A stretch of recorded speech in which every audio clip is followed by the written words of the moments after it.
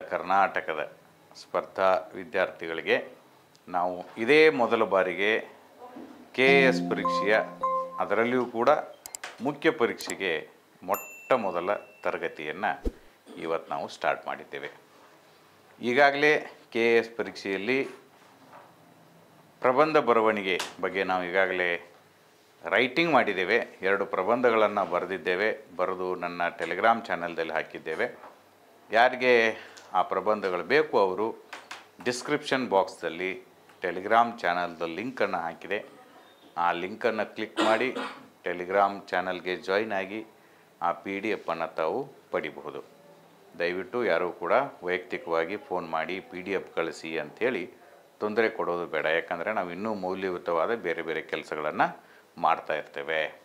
ನೀವೇನು ಮಾಡಿ, ಇದೇ ಕ್ಲಾಸಿನ ಕೆಳಗೆ ಡಿಸ್ಕ್ರಿಪ್ಷನ್ ಬಾಕ್ಸ್ ಇದೆಯಲ್ಲ, ಅಲ್ಲಿ ನಂದು ಟೆಲಿಗ್ರಾಮ್ ಚಾನಲಿನ ಲಿಂಕ್ ಹಾಕಿದೆ. ಅಲ್ಲಿ ಜಾಯ್ನ್ ಆದರೆ not only KS mains essay but also police sub inspector ಎಸ್ಸೆಗಳನ್ನು ಕೂಡ ಅದರಲ್ಲಿ ಹಾಕಲಾಗಿದೆ. ಜೊತೆಗೆ GS ಪೇಪರ್ 1 GS ಪೇಪರ್ 1ದಲ್ಲಿ 3 ಭಾಗಗಳಿದೆ. ಮೊದಲನೇ ಭಾಗ ಇತಿಹಾಸ. ಈಗಾಗಲೇ ನಾವು ಇತಿಹಾಸದ ವಿಷಯ ವಸ್ತುವನ್ನು ನನ್ನ ಟೆಲಿಗ್ರಾಮ್ ಚಾನಲ್ದಲ್ಲಿ ಡಿಸ್ಕಷನ್ ಮಾಡಿ ಮುಗಿಸಿದ್ದೇವೆ. ಬಟ್ ಆ ಕುರಿತು ಯಾವುದೇ ರೀತಿಯ ಪಾಠಗಳನ್ನು ಮಾಡಿರೋದಿಲ್ಲ. ಯಾಕಂದರೆ ಇತಿಹಾಸಕ್ಕೆ ಸಂಬಂಧಪಟ್ಟ ಹಾಗೆ ತಾವು ಈಗಾಗಲೇ ಹಲವಾರು ಪರೀಕ್ಷೆಗಳಲ್ಲಿ ಓದ್ಕೊಂಡ್ಬಿಟ್ಟಿದ್ದೀರಿ. ಪೂರ್ವಭಾವಿ ಪರೀಕ್ಷೆಯಲ್ಲೂ ಕೂಡ ಓದ್ಕೊಂಡ್ಬಿಟ್ಟಿದ್ದೀರಿ. ಸೊ ದ್ಯಾಟ್ ಅದರ ಬಗ್ಗೆ ನಾನು ಪಾಠ ಮಾಡುವ ಅಗತ್ಯ ಇಲ್ಲ ಅಂತ ತಿಳ್ಕೊಂಡು ತಮಗೆ ನೋಟ್ಸನ್ನು ಪ್ರೊವೈಡ್ ಮಾಡಿದ್ದೀನಿ. ಅದನ್ನು ನೋಡಿ. ಆದರೆ ಅದೇ GS ಪೇಪರ್ದಲ್ಲಿ ಪಾರ್ಟ್ 2 ಏನಿದೆಯಲ್ಲ, ಅದನ್ನು ನಾವು ಏನಂತ ಕರಿತೀವಿ ಅಂದರೆ ಸಾಮಾಜಿಕ ಬದಲಾವಣೆ ಮತ್ತು ಸಾಮಾಜಿಕ ಆಂದೋಲನಗಳು. ಇದು ಪಾಠದ ಹೆಸರು. GS ಪೇಪರ್ 1 ಪಾರ್ಟ್ 2 ಸೋಷಾಲಜಿಗೆ ಸಂಬಂಧಪಟ್ಟಿದೆ, ಸಮಾಜಶಾಸ್ತ್ರಕ್ಕೆ ಸಂಬಂಧಪಟ್ಟಿದೆ. ಈ ವಿಷಯವನ್ನು ತಾವು ಯಾವುದೇ ಸ್ಪರ್ಧಾತ್ಮಕ ಪರೀಕ್ಷೆಯಲ್ಲಿ ಇಲ್ಲಿ ತನಕ ಓದಿಲ್ಲ. PSIದಲ್ಲಿ ಓದಿಲ್ಲ, PDOದಲ್ಲಿ ಓದಿಲ್ಲ, FDAದಲ್ಲಿ ಓದಿಲ್ಲ, KS ಪೂರ್ವಭಾವಿ ಪರೀಕ್ಷೆಯಲ್ಲೂ ಓದಿಲ್ಲ. ಇದು KS ಮುಖ್ಯ ಪರೀಕ್ಷೆಗೆ ನೇರವಾಗಿ ಬರ್ತಕ್ಕಂತಹ ಭಾಗ ಆಗಿರೋದ್ರಿಂದ ಇದಕ್ಕೆ ಸಂಬಂಧಪಟ್ಟ ಹಾಗೆ ನೀಟಾಗಿ ಎಷ್ಟು ಬೇಕೋ ಅಷ್ಟು ನೋಟ್ಸನ್ನು ಮಾಡಿಕೊಡೋದ್ರೊಂದಿಗೆ ಅದರ ಪಾಠಗಳನ್ನು ಮಾಡುವ ಉದ್ದೇಶದಿಂದ ನಾನು ಇವತ್ತು ನಿಮ್ಮ ಮುಂದೆ ಬಂದಿದ್ದೇನೆ. ಹಾಗಾಗಿ ಸಮಯವನ್ನು ವ್ಯರ್ಥ ಮಾಡದೆ ನೇರವಾಗಿ ತರಗತಿಗೆ ಏನು ಮಾಡೋಣ, ಚಲಿಸೋಣ. ನೀಟಾಗಿ ತಿಳ್ಕೊಳ್ಳಿ. KS ಮೇನ್ಸ್ 2025ಗೋಸ್ಕರ ಮಾಡಿರ್ತಕ್ಕಂಥದ್ದು ಇದು. ಜನರಲ್ ಸ್ಟಡೀಸ್ ಪೇಪರ್ 1ದಲ್ಲಿ ಪಾರ್ಟ್ 2 ಇದು. ಅದರಲ್ಲಿ ಟಾಪಿಕ್ 2 ಮತ್ತೆ ಕೇಳ್ಬೋದು ನೀವು, ಟಾಪಿಕ್ 1 ಎಲ್ಲಿ ಹೋಯಿತು?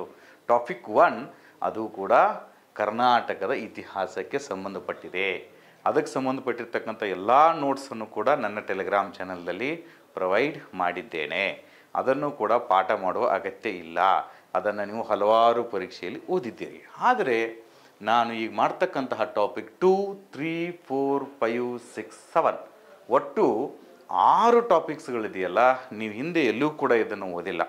ಆದರೆ ನೀವು PUC ಓದಬೇಕಾದ್ರೆ ಅಥವಾ ಡಿಗ್ರಿದಲ್ಲಿ ಸೋಷಾಲಜಿ ಓದಿದರೆ ಈ ವಿಷಯವನ್ನು ತಿಳ್ಕೊಂಡಿರ್ತೀರಿ. ನಾನು ಕೂಡ ಈ ವಿಷಯವನ್ನು ಇಷ್ಟೊಂದು ಆಸಕ್ತಿಯಿಂದ ಯಾಕೆ ಮಾಡ್ತಾ ಇದ್ದೀನಿ ಅಂದರೆ, ನಾನು PUCಯಲ್ಲಿದ್ದಾಗ ಸೋಷಾಲಜಿ ತಗೊಂಡಿದ್ದೆ. ನನಗೆ ಸೋಷಾಲಜಿ ಭಾಳ ಅತ್ಯುತ್ತಮವಾಗಿರತಕ್ಕಂತಹ ವಿಷಯ. ಸೋಷಾಲಜಿಯನ್ನು ಯಾರು ಚೆನ್ನಾಗಿ ಗೊತ್ತಿರುತ್ತೋ ಅವರು ಒಳ್ಳೆಯ ಪ್ರಬಂಧಕಾರರು ಕೂಡ ಆಗ್ತಾರೆ.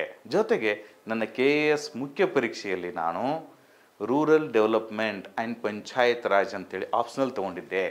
ರೂರಲ್ ಡೆವಲಪ್ಮೆಂಟದಲ್ಲಿ, ಗ್ರಾಮೀಣ ಅಭಿವೃದ್ಧಿ ವಿಷಯದಲ್ಲಿ ಗ್ರಾಮೀಣ ಸಮಾಜಶಾಸ್ತ್ರದ ಬಗ್ಗೆಯೂ ಕೂಡ ನಾನು ಮುಖ್ಯ ಪರೀಕ್ಷೆಗೆ ಎಷ್ಟು ಬೇಕೋ ಅಷ್ಟು ಓದಿದ್ದೇನೆ. ಸೊ ದ್ಯಾಟ್ ಎರಡು ಸಲ ನಾನು KS ಏನೋ ಮುಖ್ಯ ಪರೀಕ್ಷೆಯನ್ನು ಓದಿದ್ದೀನಿ. ಆ ಅನುಭವ ಇದೆ. ಜೊತೆಗೆ ಮೂರನೇದು, ನಾನು 2011, 14, 17, 20 ಈ ವರ್ಷದ ವಿದ್ಯಾರ್ಥಿಗಳಿಗೆ ಮಾರ್ಗದರ್ಶನ ಮಾಡ್ತಾ ಹಲವಾರು ಸಮಾಜಶಾಸ್ತ್ರಕ್ಕೆ ಸಂಬಂಧಪಟ್ಟಿರ್ತಕ್ಕಂತಹ ಟಿಪ್ಪಣಿಗಳನ್ನು ಮಾಡಿಕೊಂಡಿದ್ದೇನೆ. ಆ ಎಲ್ಲ ಟಿಪ್ಪಣಿಗಳನ್ನು ಮತ್ತೊಂದು ಸಲ ರಿವೈಸ್ ಮಾಡಿಬಿಟ್ಟು ನಿಮ್ಮ ಪರೀಕ್ಷೆಗೆ ಎಷ್ಟು ಬೇಕೋ ಅಷ್ಟು, ಕಡಿಮೆ ಅವಧಿಯಲ್ಲಿ ಮುಖ್ಯ ಪರೀಕ್ಷೆ ಇರೋದರಿಂದ ಎಷ್ಟು ಬೇಕೋ ಅಷ್ಟು ನಾನು ನೋಟ್ಸ್ ಮಾಡಿ ನಿಮಗೆ ಕೊಡ್ತಾ ಇದ್ದೀನಿ. ನಾವು ನೇರವಾಗಿ ಎಲ್ಲಿ ಹೋಗೋಣ, ಈಗ ತರಗತಿಗೆ ಹೋಗೋಣ. ತಾವೆಲ್ಲ ನೋಡ್ತಾ ಇದ್ದೀರಿ KS ಮುಖ್ಯ ಪರೀಕ್ಷೆ 2025 GS paper 1 part 2 social and political perspective. ಈ ಒಂದು ಭಾಗದ ಹೆಸರೇನೆಂದರೆ social and political perspective. Topic 1 ಈಗಾಗಲೇ ಮುಗಿದಿದೆ. ಟಾಪಿಕ್ 2ಗೆ ಬಂದಿದ್ದೇವೆ. ಸಾಮಾಜಿಕ ಬದಲಾವಣೆ ಮತ್ತು ಸಾಮಾಜಿಕ ಆಂದೋಲನಗಳು. ಈ ವಿಷಯದ ಬಗ್ಗೆ ನಾವು ತುಂಬ ವಿಸ್ತೃತವಾಗಿ ಇಲ್ಲಿ ಚರ್ಚೆ ಮಾಡ್ಕೊತ ಹೋಗೋಣ. ಈ ಒಂದು ಪಾಠದಲ್ಲಿ ನೋಡಿ, ಇದೇ ಪಾಠದಲ್ಲಿ ಪಂಚತಂತ್ರದ ಕತೆ ಇದ್ದಂಗಿದು. ಕಥೆಯೊಳಗೊಂದು ಕತೆ, ಕಥೆಯೊಳಗೊಂದು ಕತೆ, ಆ ಕಥೆಯಲ್ಲಿ ಮತ್ತೊಂದು ಕತೆ. ಹಾಗೆ GS ಪೇಪರ್ 1 ಅದರಲ್ಲಿ ಪಾರ್ಟ್ 2, ಅದರಲ್ಲಿ 7 ಟಾಪಿಕ್ಗಳು, ಆ ಟಾಪಿಕ್ದಲ್ಲಿ 2ನೇ ಟಾಪಿಕ್ ಇದು, ಈ 2ನೇ ಟಾಪಿಕ್ದಲ್ಲಿ 5 ವಿಷಯಗಳು. ಮುಖ್ಯ ಪರೀಕ್ಷೆ ಅಂದರೆ ಹಾಗೆ ಅಲ್ಲ, ಕಗ್ಗಕ್ಕ ಗುಬ್ಬಕ್ಕನ ಕಥೆ ಅಲ್ಲ ಇದು. ಇಲ್ಲಿ ನೀವು ಪಠ್ಯಕ್ರಮ ತಿಳ್ಕೊಬೇಕಾದ್ರೆ ಸಾಕಷ್ಟು ಪ್ರಯತ್ನವನ್ನು ಮಾಡಬೇಕಾಗ್ತದೆ. ಪಠ್ಯಕ್ರಮನೇ ಅಷ್ಟೊಂದು ಸ್ಟ್ರಾಂಗ್ ಆಗಿದೆ. ಇಲ್ಲಿ ಮತ್ತು 5 ವಿಷಯ ಇದೆ. ಈ ಒಂದು ವಿಷಯದಲ್ಲಿ ನಾವು 5 ವಿಷಯಗಳನ್ನು ತಿಳ್ಕೊಳ್ತೇವೆ. ಓಕೆ, ಈ 5 ವಿಷಯಗಳು ಯಾವುದಂದರೆ, ಒಂದನೇದು ಸಾಮಾಜಿಕ ರಚನೆ. ಓಕೆ, ಮೊದಲನೇದು ಏನಿದೆ ಸಾಮಾಜಿಕ ರಚನೆ, ಅದರ ಬಗ್ಗೆ ತಿಳ್ಕೊಳ್ಳೋಣ. ಎರಡನೇದು ಸಾಮಾಜಿಕ ಬದಲಾವಣೆಯ ಸಿದ್ಧಾಂತಗಳು. ಒಂದು ಸಾಮಾಜಿಕ ರಚನೆ ಮತ್ತು ಸಾಮಾಜಿಕ ಬದಲಾವಣೆ. ಎರಡನೇದು ಸಾಮಾಜಿಕ ಬದಲಾವಣೆಯ ಸಿದ್ಧಾಂತಗಳು. ಏನು ಥಿಯರೀಸ್ ಇದೆ, ಸಮಾಜ ಬದಲಾವಣೆ ಆಗ್ತಕ್ಕಂಥ ಸಿದ್ಧಾಂತಗಳೇನು, ಯಾವ ಥರ ಅದು, ಯಾವ ಸಿದ್ಧಾಂತವನ್ನು ಇಟ್ಟುಕೊಂಡು ಸಮಾಜ ಬದಲಾವಣೆ ಆಗಿದೆ. ಸಾಮಾಜಿಕ ವಿಘಟನೆ ಅಂದರೆ ಸಮಾಜ ಒಡಿತದ, ವಿಘಟನೆ ಆಗ್ತದ, ಬ್ರೇಕಪ್ ಆಗ್ತದ. ನಿಮ್ಮ ಭಾಷೆಯಲ್ಲಿ, ನಮ್ಮ ವಿದ್ಯಾರ್ಥಿಯಲ್ಲಿ ಭಾಷೆಯಲ್ಲಿ ಹೇಳಬೇಕಾದ್ರೆ ಲವ್ ಬ್ರೇಕಪ್ ಅಂತ ಕರಿತೀವಿ ನಾವು. ಸಾಮಾಜಿಕ ವಿಘಟನೆಯನ್ನು ಏನು ಕರೆಯೋಣ, ಲವ್ ಬ್ರೇಕಪ್ ಅಂತ ಕರೆಯೋಣ. ಆ ವಿಘಟನೆ ಆಗಿರ್ತಕ್ಕಂತಹ ಸಮಾಜವನ್ನು ಕೂಡಿಸ್ಬೇಕಾಗಿತ್ತಂದರೆ, ಆ ಲವ್ ಬ್ರೇಕಪ್ ಆದದ್ದನ್ನು ಮತ್ತೆ ಕೂಡಿಸ್ಬೇಕಾದ್ರೆ ಮೂಮೆಂಟ್ಸ್ ಆಗ್ತವೆ, ಆಂದೋಲನ. ಓಕೆ, ಅದಾದ ನಂತರ ನಿರ್ದೇಶಿತ ಸಾಮಾಜಿಕ ಬದಲಾವಣೆ. 4ನೇ ಚಾಪ್ಟರ್ ಎಷ್ಟು ಚೆನ್ನಾಗಿದೆ ನೋಡಿ. ಸಮಾಜ ಬದಲಾಗತಿ, ಅದು ಧನಾತ್ಮಕವಾಗಿಯೂ ಬದಲಾಗಬಹುದು, ಋಣಾತ್ಮಕವಾಗಿಯೂ ಕೂಡ ಬದಲಾಗಬಹುದು. ಅದನ್ನು ಮ್ಯೂಟ್ ಸ್ಪೆಕ್ಟೇಟರ್ ಥರ ಜನ ಹಿಂದೆ ನೋಡ್ತಿದ್ರು. ಆದರೆ ಈಗ ಹಾಗಲ್ಲ. ಈಗಿನ ಜನ ಭಾಳ ವಿವೇಚನೆಯನ್ನು ಹೊಂದಿರತಕ್ಕಂಥ ಜನರಾಗಿದ್ದಾರೆ. ಅವರು ಈ ಸಾಮಾಜಿಕ ಬದಲಾವಣೆಯನ್ನೇ ಡೈರೆಕ್ಟ್ ಮಾಡ್ತಕ್ಕಂಥವರು, ನಿರ್ದೇಶಕರಾಗಿದ್ದಾರೆ. ಅದನ್ನು ನಿರ್ದೇಶನ ಮಾಡುವಷ್ಟು ಸಮರ್ಥರಾಗಿದ್ದಾರೆ. 5ನೇದು ಯಾವುದಂದರೆ ಸಾಮಾಜಿಕ ಧೋರಣೆ ಅಥವಾ ಸಾಮಾಜಿಕ ನೀತಿ, ಸೋಷಿಯಲ್ ಪಾಲಿಸಿ ಅಂತ ಕರಿತೀವಿ. ಈ ಸಾಮಾಜಿಕ ಧೋರಣೆ ನೀತಿಯನ್ನು ರೂಪಿಸುವ ಮೂಲಕ ಸಮಾಜವನ್ನು ಹೇಗೆ ಅಭಿವೃದ್ಧಿಯನ್ನು ನಾವು ಮಾಡ್ತೇವೆ ಅಂತಕ್ಕಂಥದ್ದು ಅದ್ಭುತವಾಗಿರ್ತಕ್ಕಂಥದ್ದು ಏನಿದೋ ಇದೊಂದು ಚಾಪ್ಟರ್ ಆಗಿದೆ. ಈ ಚಾಪ್ಟರನ್ನು ನಾವು ವ್ಯವಸ್ಥಿತವಾಗಿ ಅಧ್ಯಯನವನ್ನು ಮಾಡ್ತಾ ಹೋಗೋಣ. ಮೊದಲನೇದು ಏನಪ್ಪ, ಈ ಪಾಠದಲ್ಲಿ 5 ಇದೆ.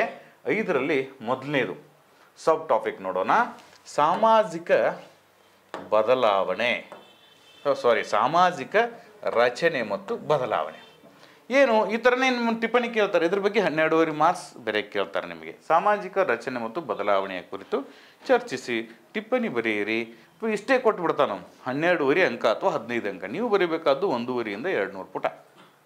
150 ಶಬ್ದಗಳಲ್ಲಿ ಬರೀತಿರ್ತೈತೆ ಅಷ್ಟೇ. ಅಂದರೆ 1.5 2 ಪುಟ ಬರಿಬೇಕು ಅಷ್ಟೇ. ನಾವು ಮಾಹಿತಿಯನ್ನು ತಯಾರು ಮಾಡಿ ಇಟ್ಕೊಳ್ಳೋಣ. ಈಗ ಜಾಸ್ತಿ ಮಾಹಿತಿ ಅವಶ್ಯಕತೆನೇ ಇಲ್ಲ. ಬಿಕಾಸ್ ಇತ್ತೀಚೆಗೆ ನಿಮಗೆ 30 ಅಂಕದ ಪ್ರಶ್ನೆಗಳು ಬರಲ್ಲ, 50 ಅಂಕದ ಪ್ರಶ್ನೆಗಳು ಬರಲ್ಲ.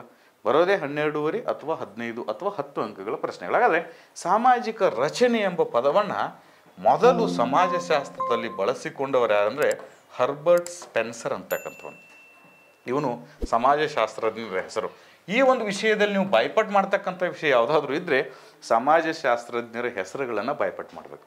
ಸಾಮಾಜಿಕ ರಚನೆ ಎಂಬ ಪದವನ್ನು ಮೊದಲು ಸಮಾಜಶಾಸ್ತ್ರದಲ್ಲಿ ಬಳಸಿಕೊಂಡವನು ಏನಂದರೆ ಹರ್ಬರ್ಟ್ ಸ್ಪೆನ್ಸರ್ ಅಂತಕ್ಕಂಥವನು. ಸಾಮಾನ್ಯವಾಗಿ ರಚನೆ ಅಂತಕ್ಕಂಥದ್ದು ವಿಜ್ಞಾನದಲ್ಲಿ ಬಳಕೆ ಆಗ್ತಕ್ಕಂತಹ ಶಬ್ದ.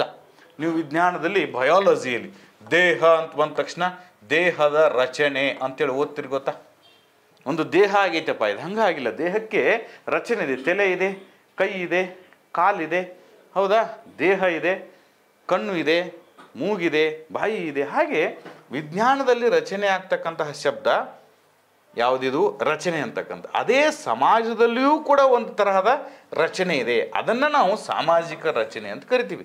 ಒಂದು ಸಮಾಜ ಆಗಬೇಕಾಗಿತ್ತಂದ್ರೆ ಅದು ಒಂದೇ ವಸ್ತುವಿಂದ ಆಗಿಲ್ಲ, ಅಲ್ಲಿ ಹಲವಾರು ರಚನೆಗಳಿದೆ. ಒಂದು ಸಮಾಜದಲ್ಲಿ ಏನಿದೆ? ಸಮುದಾಯಗಳಿದೆ, ಕಮ್ಯುನಿಟೀಸ್ ಇದೆ. ಆ ಸಮುದಾಯದಲ್ಲಿ ಶಾಲೆಗಳಿದೆ. ಆ ಒಂದು ಸಮಾಜದಲ್ಲಿ ಅಂಗನವಾಡಿ ಇದೆ. ಆ ಸಮಾಜದಲ್ಲಿ ಒಂದು ರಾಜಕೀಯ ಪಕ್ಷವಿದೆ. ತಿಳಿತಾ ಆ ಒಂದು ಸಮಾಜದಲ್ಲಿ ಇನ್ನೇನೋ ಇದೆ, ಹೌದಾ, ಧಾರ್ಮಿಕ ಸಂಘಟನೆಗಳಿದೆ, ಆ ಸಮಾಜದಲ್ಲಿ ದೇವಾಲಯಗಳಿವೆ, ಆ ಸಮಾಜದಲ್ಲಿ ದೇವರು ಅಂತಕ್ಕಂಥ ಕಲ್ಪನೆ ಇದೆ. ಇದೆಲ್ಲ ಸೇರಿಸ್ಬಿಟ್ರೆ ಸಾಮಾಜಿಕ ರಚನೆ ಆಗಿಬಿಡ್ತು ಅಂತ ಅರ್ಥ. ಮನುಷ್ಯ ಒಬ್ಬ ಇದ್ದರೆ ಸಾಮಾಜಿಕ ರಚನೆ ಆಗಲ್ಲ, ದೇವಾಲಯ ಅಷ್ಟೇ ಇದ್ದರೆ ಸಾಮಾಜಿಕ ರಚನೆ ಆಗಂಗಿಲ್ಲ, ಹೌದಲ್ವಾ? ರಾಜಕೀಯ ಗುಂಪಿದ್ರೆ ಸಾಮಾಜಿಕ ರಚನೆ ಆಗಲ್ಲ, ಶಿಕ್ಷಕರಷ್ಟೇ ಇದ್ದರೆ ಸಾಮಾಜಿಕ ರಚನೆ ಆಗಲ್ಲ, ಶಾಲೆ ಅಷ್ಟೇ ಇದ್ದರೆ ಸಾಮಾಜಿಕ ರಚನೆ ಆಗಲ್ಲ. ಸಾಮಾಜಿಕ ರಚನೆ ಅಂದರೆ ಸಮಾಜದಲ್ಲಿರ್ತಕ್ಕಂತಹ ಎಲ್ಲವುಗಳನ್ನ ಒಟ್ಟು ಕೂಡಿಸಿದಾಗ ಒಂದು ಸಾಮಾಜಿಕ ರಚನೆ ಆಗ್ತದೆ ಅಂತಕ್ಕಂಥ ಮಾತನ್ನು ನಾವಿಲ್ಲಿ ತಿಳ್ಕೊಂಡಿವಿ. ಇದಾದ ನಂತರ ಈ ಒಂದು ಸಾಮಾಜಿಕ ರಚನೆ ತಿಳ್ಕೊಂಡ ನಂತರ ನಾವೀಗ ಅದರ ವ್ಯಾಖ್ಯವನ್ನು ತಿಳ್ಕೊಳ್ಳೋಣ, ಅದರದ್ದು ಡೆಫಿನಿಷನ್. ಒಂದೊಂದೇ ವ್ಯಾಖ್ಯೆ ತಿಳ್ಕೊಳ್ಳೋದು, 10-15 ಡೆಫಿನಿಷನ್ ಸಿಗ್ತಾವೆ ನಿಮಗೆ, ನೀವು ಓದ್ರಿಂದ್ರೆ. ನಮಗೆ ಬೇಕಾದದ್ದು ಬರೀ ಒಂದೇ ಡೆಫಿನಿಷನ್. ಏನಿದೆ ಹೇಳ್ರಿ ಡೆಫಿನಿಷನ್? ಸಮಾಜದ ವ್ಯಕ್ತಿಗಳ ನಡುವಿನ ಹೊಂದಾಣಿಕೆಯೇ ಸಾಮಾಜಿಕ ರಚನೆ. ಇದನ್ನ ಯಾರು ಹೇಳ್ತಾರೆ? ರ್ಯಾಡಿಕ್ಲಿಫ್ ಬ್ರೌನ್. ಇವೊಂದು ಹೆಸರು ನೆನ್ಪಿಟ್ಕೋಬೇಕು. ಮತ್ತು ಟೋಟಲ್ ಆಗಿ ಇದರಲ್ಲಿ ಒಂದು 50 ಸಮಾಜಶಾಸ್ತ್ರಜ್ಞರ ಹೆಸರು ಬರ್ತಾವೆ. ನೀವು 20 ಆದರೂ ನೆನ್ಪಿಟ್ಕೋಬೇಕು. ಅವ್ನು 20 ನೆನಪಿಟ್ಕೊಂಡು ಬರೀ ಇದರಲ್ಲಿ ಸ್ಕೋರ್ ಮಾಡಬೇಕಾದ್ರೆ ಸಮಾಜಶಾಸ್ತ್ರಜ್ಞರನ್ನ ಹೆಸರು ಹಾಕೋದು, ಅವರ ಸ್ಟೇಟ್ಮೆಂಟ್ ಬರೆಯೋದು, ಡೆಫಿನೇಷನ್ ಬರೆದ್ರೆ ಉಳಿದಿದ್ದೆಲ್ಲ ಜನರಲ್ ಆಗಿ ಬರೆಯೋದೇ ಇದೆ. ಸೋಷಾಲಜಿಯಲ್ಲಿ ಬರೆಯೋ ಜನರಲ್ ಆಗೇ ಬರೆದಿರ್ತದೆ. ಸಮಾಜದ ವ್ಯಕ್ತಿಗಳ ನಡುವಿನ ಹೊಂದಾಣಿಕೆಯ ಸಾಮಾಜಿಕ ರಚನೆ. ನೋಡಿ, ಇಲ್ಲಿ ಸಮಾಜದ ರಚನೆ ಬಗ್ಗೆ ಹೇಳಿದೆ ನಾನು. ಶಾಲೆ ಇದೆ, ಆಮೇಲೆ ಇಲ್ಲಿ ವ್ಯಕ್ತಿನೂ ಇದ್ದಾನೆ. ವ್ಯಕ್ತಿ ಅಂದರೆ ಮೀನ್ಸ್ ಒಬ್ಬ ಪಾಲಕ ಇದ್ದಾನೆ, ತಿಳಿತಾ? ಇವ್ರ ನಡುವೆ ಯಾವ ಥರ ಹೊಂದಾಣಿಕೆ ಇದೆ? ಈ ಪಾಲಕ ಅಥವಾ ವ್ಯಕ್ತಿಯ ಮಗ ಎಲ್ಲಿಗೆ ಹೋಗ್ತಾನೆ? ಶಾಲೆಗೆ ಹೋಗ್ತಾನೆ. ಆ ಶಾಲೆಯಲ್ಲಿ ಬೇರೆ ಶಾಲೆ ಒಬ್ಬ ಯಾರು ಇರ್ತಾರೆ? ಶಾಲೆಯಲ್ಲಿ ಒಬ್ಬ ಶಿಕ್ಷಕ ಇರ್ತಾನೆ. ಇಲ್ಲಿ ಶಿಕ್ಷಕ ಮತ್ತು ಈ ವ್ಯಕ್ತಿಯ ಪಾಲಕನ ನಡುವೆ ಒಂದೇನಾಯಿತು? ಹೊಂದಾಣಿಕೆ ಆಯಿತು. ಇದೇ ಸಾಮಾಜಿಕ ರಚನೆ.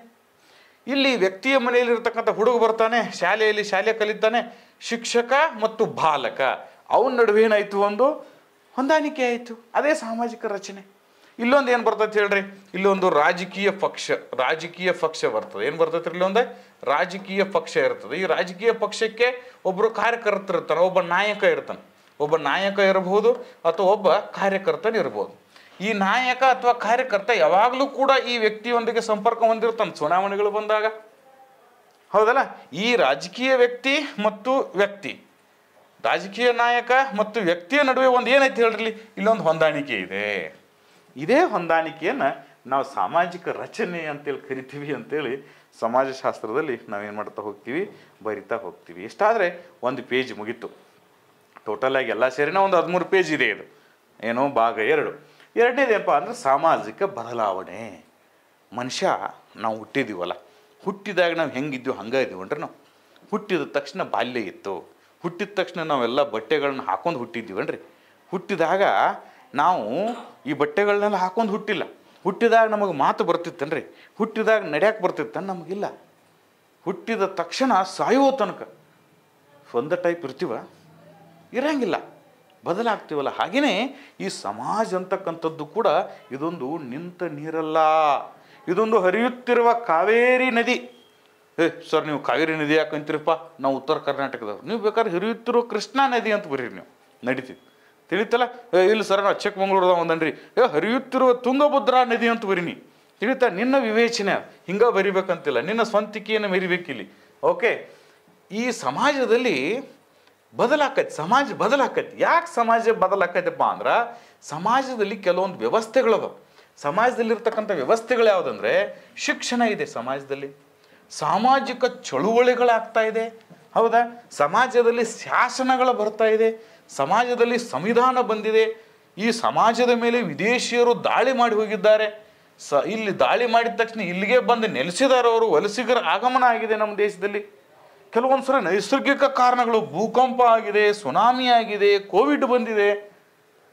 ನೋಡಿ, ಮೊದಲೆಲ್ಲ ನಾವು ಕೋವಿಡ್ ಬಂದಾಗ ಮಾಸ್ಕ್ ಹಾಕೊಂಡು ತಿರುಗಾಡ್ತಿದ್ವಿ. ಈಗ ಮಾಸ್ಕ್ ಹಾಕೊಂಡು ಯಾರೇ ತಿರುಗಾಡ್ತಾರನ್ರಿ? ಇಲ್ಲ. ಅವಾಗ ಮಾಸ್ಕ್ ಹಾಕೊಂಡು ತಿರುಗಾಡ್ಲಿಕ್ಕೆ ದಂಡ ಹಾಕ್ತಿದ್ರು. ಈಗ ಯಾರೂ ಕೇಳೋದೇ ಇಲ್ಲ. ಅದಕ್ಕಿಂತ ಮೊದಲು ಯಾರು ಮಾಸ್ಕ್ ಹಾಕೊಂಡು ತಿರುಗಾಡ್ತಿದ್ರನಿಲ್ಲ. ಅದಕ್ಕೆ ಈ ಒಂದು ಏನು ಸಮಾಜ ಬದಲಾವಣೆ ಆಗಕ್ಕೆ ಹಲವಾರು ಕಾರಣಗಳು. ಶಿಕ್ಷಣದಿಂದ ಸಮಾಜ ಬದಲಾಯಿತು, ಸಾಮಾಜಿಕ ಚಳುವಳಿಗಳನ್ನು ಮಾಡಿದರು, ಬ್ರಹ್ಮ ಸಮಾಜವನ್ನು ಮಾಡಿದರು, ಆರ್ಯ ಸಮಾಜವನ್ನು ಮಾಡಿದರು, ಪ್ರಾರ್ಥನಾ ಸಮಾಜವನ್ನು ಮಾಡಿದರು. ರಾಜಾರಾಮ್ ಮೋಹನ್ ರಾಯ್, ದಯಾನಂದ ಸರಸ್ವತಿ, ಆತ್ಮರಾವ್ ಪಾಂಡುರಂಗ್ ಇವರೆಲ್ಲರೂ ಕೂಡ ಚಳುವಳಿಗಳನ್ನ ಮಾಡಿದರು, ಸಮಾಜದಲ್ಲಿ ಬದಲಾವಣೆ ತಂದರು. ಸತಿ ಪದ್ಧತಿ ಅಂತಿತ್ತು. ಒಬ್ಬ ವ್ಯಕ್ತಿ ಗಂಡ ಸತ್ತ ನಂತರ ಹೆಂಡತಿ ಅವನ ಚಿತಿಯಲ್ಲೇ ಸಾಯ್ಬೇಕಾಗ್ತಿತ್ತು. ವಿಧವೆಯಾದವಳಿಗೆ ಮದುವೆ ಆಗೋದಕ್ಕೆ ಅವಕಾಶ ಇರಲಿಲ್ಲ. ವಿಧವಾ ಪುನರ್ವಿವಾಹ, ಸತಿ ಪದ್ಧತಿ ಇವನ್ನೆಲ್ಲ ನಿಷೇಧಿಸಬೇಕಾದ್ರೆ ಸಾಮಾಜಿಕ ಚಳುವಳಿಗಳಾಯಿತು, ಮೂಮೆಂಟ್ಸ್ ಆಯಿತು, ಆಂದೋಲನಗಳಾಯಿತು. ಆ ಕಾರಣಕ್ಕೆ ಸಾಮಾಜಿಕ ಬದಲಾವಣೆ ಆಯಿತು. ಹಾಗಾಗಿ ಇಂಥವುಗಳು ಆಗೋದ್ರಿಂದ ಯಾವಾಗೂ ಸಮಾಜ ನಿಂತು ನೀರಲ್ಲ, ಅದು ಹರಿಯುತ್ತಿರುವ ನದಿ ಇದ್ದ ಹಾಗೆ ಅದು. ತದನಂತರ ಶಾಸನಗಳು ಬಂತು, ಆ್ಯಕ್ಟ್ಸ್ ಬಂತು ನೋಡಿ. ನಮ್ಮಲ್ಲಿ ಟ್ರಿಪಲ್ ತಲಾಕ್ ನಿಷೇಧ ಮಾಡಿದರು 2019ರಲ್ಲಿ. ಇಸ್ಲಾಂದಲ್ಲಿ ಏನಿತ್ತಂದರೆ ಗಂಡ ಹೆಂಡತಿ ಇರ್ತಾರೆ, ಗಂಡನಿಗೆ ಹೆಂಡತಿಯನ್ನು ಬಿಡಬೇಕಾಗತ್ತೆ. ತಲಾಕ್ ತಲಾಕ್ ತಲಾಕ್ ಅಂಥೇಳಿ 3 ಸಲ ಅಂದ್ಬಿಟ್ರೆ ಅವರು ಡೈವರ್ಸ್ ಆಯಿತು ಅಂತ ಲೆಕ್ಕ ಇತ್ತು. ಆದರೆ 2019ನೇ ಇಸ್ವಿಯಲ್ಲಿ ಏನಾಗ್ಬಿಡ್ತು ಅಂದರೆ ತ್ರಿವಳಿ ತಲಾಕ್ ನಿಷೇಧ ಅಂತಕ್ಕಂಥ ಒಂದು ಶಾಸನ ಮಾಡಿದರು. ತದನಂತರ ಈಗ ಇಸ್ಲಾಂದಲ್ಲಿ ವಿಚ್ಛೇದನಗಳು ವಿರಳ ಆಗಿಬಿಟ್ಟಿದೆ. ಮೊದಲು ಭಾಳ ಸರಳ ಇತ್ತು, ಬದಲಾವಣೆ ಆಯಿತು ತಾನೇ. ಇದೇ ಸಾಮಾಜಿಕ ಬದಲಾವಣೆ. ಸಂವಿಧಾನ ನೋಡಿ, ಭಾರತಕ್ಕೆ ಸಂವಿಧಾನ ಬಂದ ನಂತರ ಆರ್ಟಿಕಲ್ ಏನಾಕಿದ್ರು 17 ಅಂತ ಹಾಕಿದ್ರು, ಅಸ್ಪೃಶ್ಯತೆ ನಿವಾರಣೆ ಅಂದ್ಬಿಟ್ರು. ಮೊದಲು ಅಸ್ಪೃಶ್ಯತೆಯನ್ನು ಮಾಡ್ತಿದ್ರು. ಶೂದ್ರರು ನೀರು ತುಂಬಿಕೊಳ್ಳೋಕ್ಕೆ ಅವಕಾಶ ಇರಲಿಲ್ಲ, ಬಾವಿಯಲ್ಲಿ ಸಾಮುದಾಯಿಕ ಬಾವಿಯಲ್ಲಿ ನೀರು ತುಂಬಕ್ಕೆ ಅವಕಾಶ ಇರಲಿಲ್ಲ. ಆದರೆ ಸಂವಿಧಾನ ಜಾರಿಗೆ ಬಂದ ನಂತರ ಸಮಾಜ ಬದಲಾಯಿತು. 17ನೇ ಆರ್ಟಿಕಲನ್ನು ತೆಗೆದುಕೊಂಡು ಬಂದರು, ಅಸ್ಪೃಶ್ಯತೆ ನಿಷೇಧ ಮಾಡಿದ್ರು, ಅವರು ಸಮಾನರಾದರು.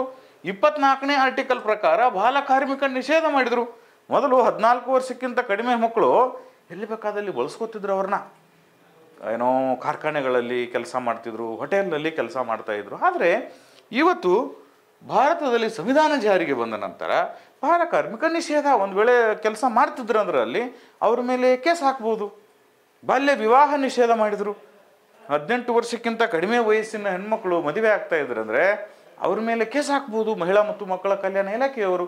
ಸೊ ದಟ್ ಇಂತಹ ಒಂದು ಬದಲಾವಣೆಗಳು, ಸಾಮಾಜಿಕ ಬದಲಾವಣೆಗೆ ಇವೆಲ್ಲ ಕಾರಣ ಆಗ್ತವೆ. ನೋಡಿ, ವಿದೇಶಿ ದಾಳಿಗಳಾಯ್ತು ನಮ್ಮ ದೇಶದ ಮೇಲೆ, ಅದರಿಂದ ಕೂಡ ಸಾಮಾಜಿಕ ಬದಲಾವಣೆ ಆಯಿತು. ಬ್ರಿಟಿಷರು ಬಂದರು ನಮ್ಮ ದೇಶಕ್ಕೆ, ಬ್ರಿಟಿಷರು ಬಂದರು ಸಾಮ್ರಾಜ್ಯವನ್ನು ಸ್ಥಾಪಿಸಿದರು. ಬ್ರಿಟಿಷರು ಭಾರತಕ್ಕೆ ಬಂದರು, ಸಾಮ್ರಾಜ್ಯವನ್ನು ಸ್ಥಾಪಿಸಿದರು. ಇವರಿಂದ ದೇಶದಲ್ಲಿ ಪಾಶ್ಚಾತ್ಯೀಕರಣ ಬಂತು, ಆಧುನೀಕರಣ ಬಂತು, ವಿದೇಶಿ ಶಿಕ್ಷಣ ಬಂತು, ಕೈಗಾರೀಕರಣ ಬಂತು, ವಿಚಾರವಾದ ಬಂತು, ಸಂವಿಧಾನದ ಕಲ್ಪನೆ ಬಂತು. ಎಷ್ಟೆಲ್ಲ ವಿಷಯಗಳು ಬದಲಾವಣೆ ಆಯ್ತು ನೋಡಿ ಸಮಾಜದಲ್ಲಿ. ಅದಾದ ನಂತರ ವಲಸಿಗರು ಬಂದರು ನಮ್ಮ ದೇಶದಲ್ಲಿ. ಪೋರ್ಚುಗೀಸರು ಬಂದಾಗ ನಮ್ಮಲ್ಲಿ ಕುದುರೆಗಳೇ ಗೊತ್ತಿರಲಿಲ್ಲ.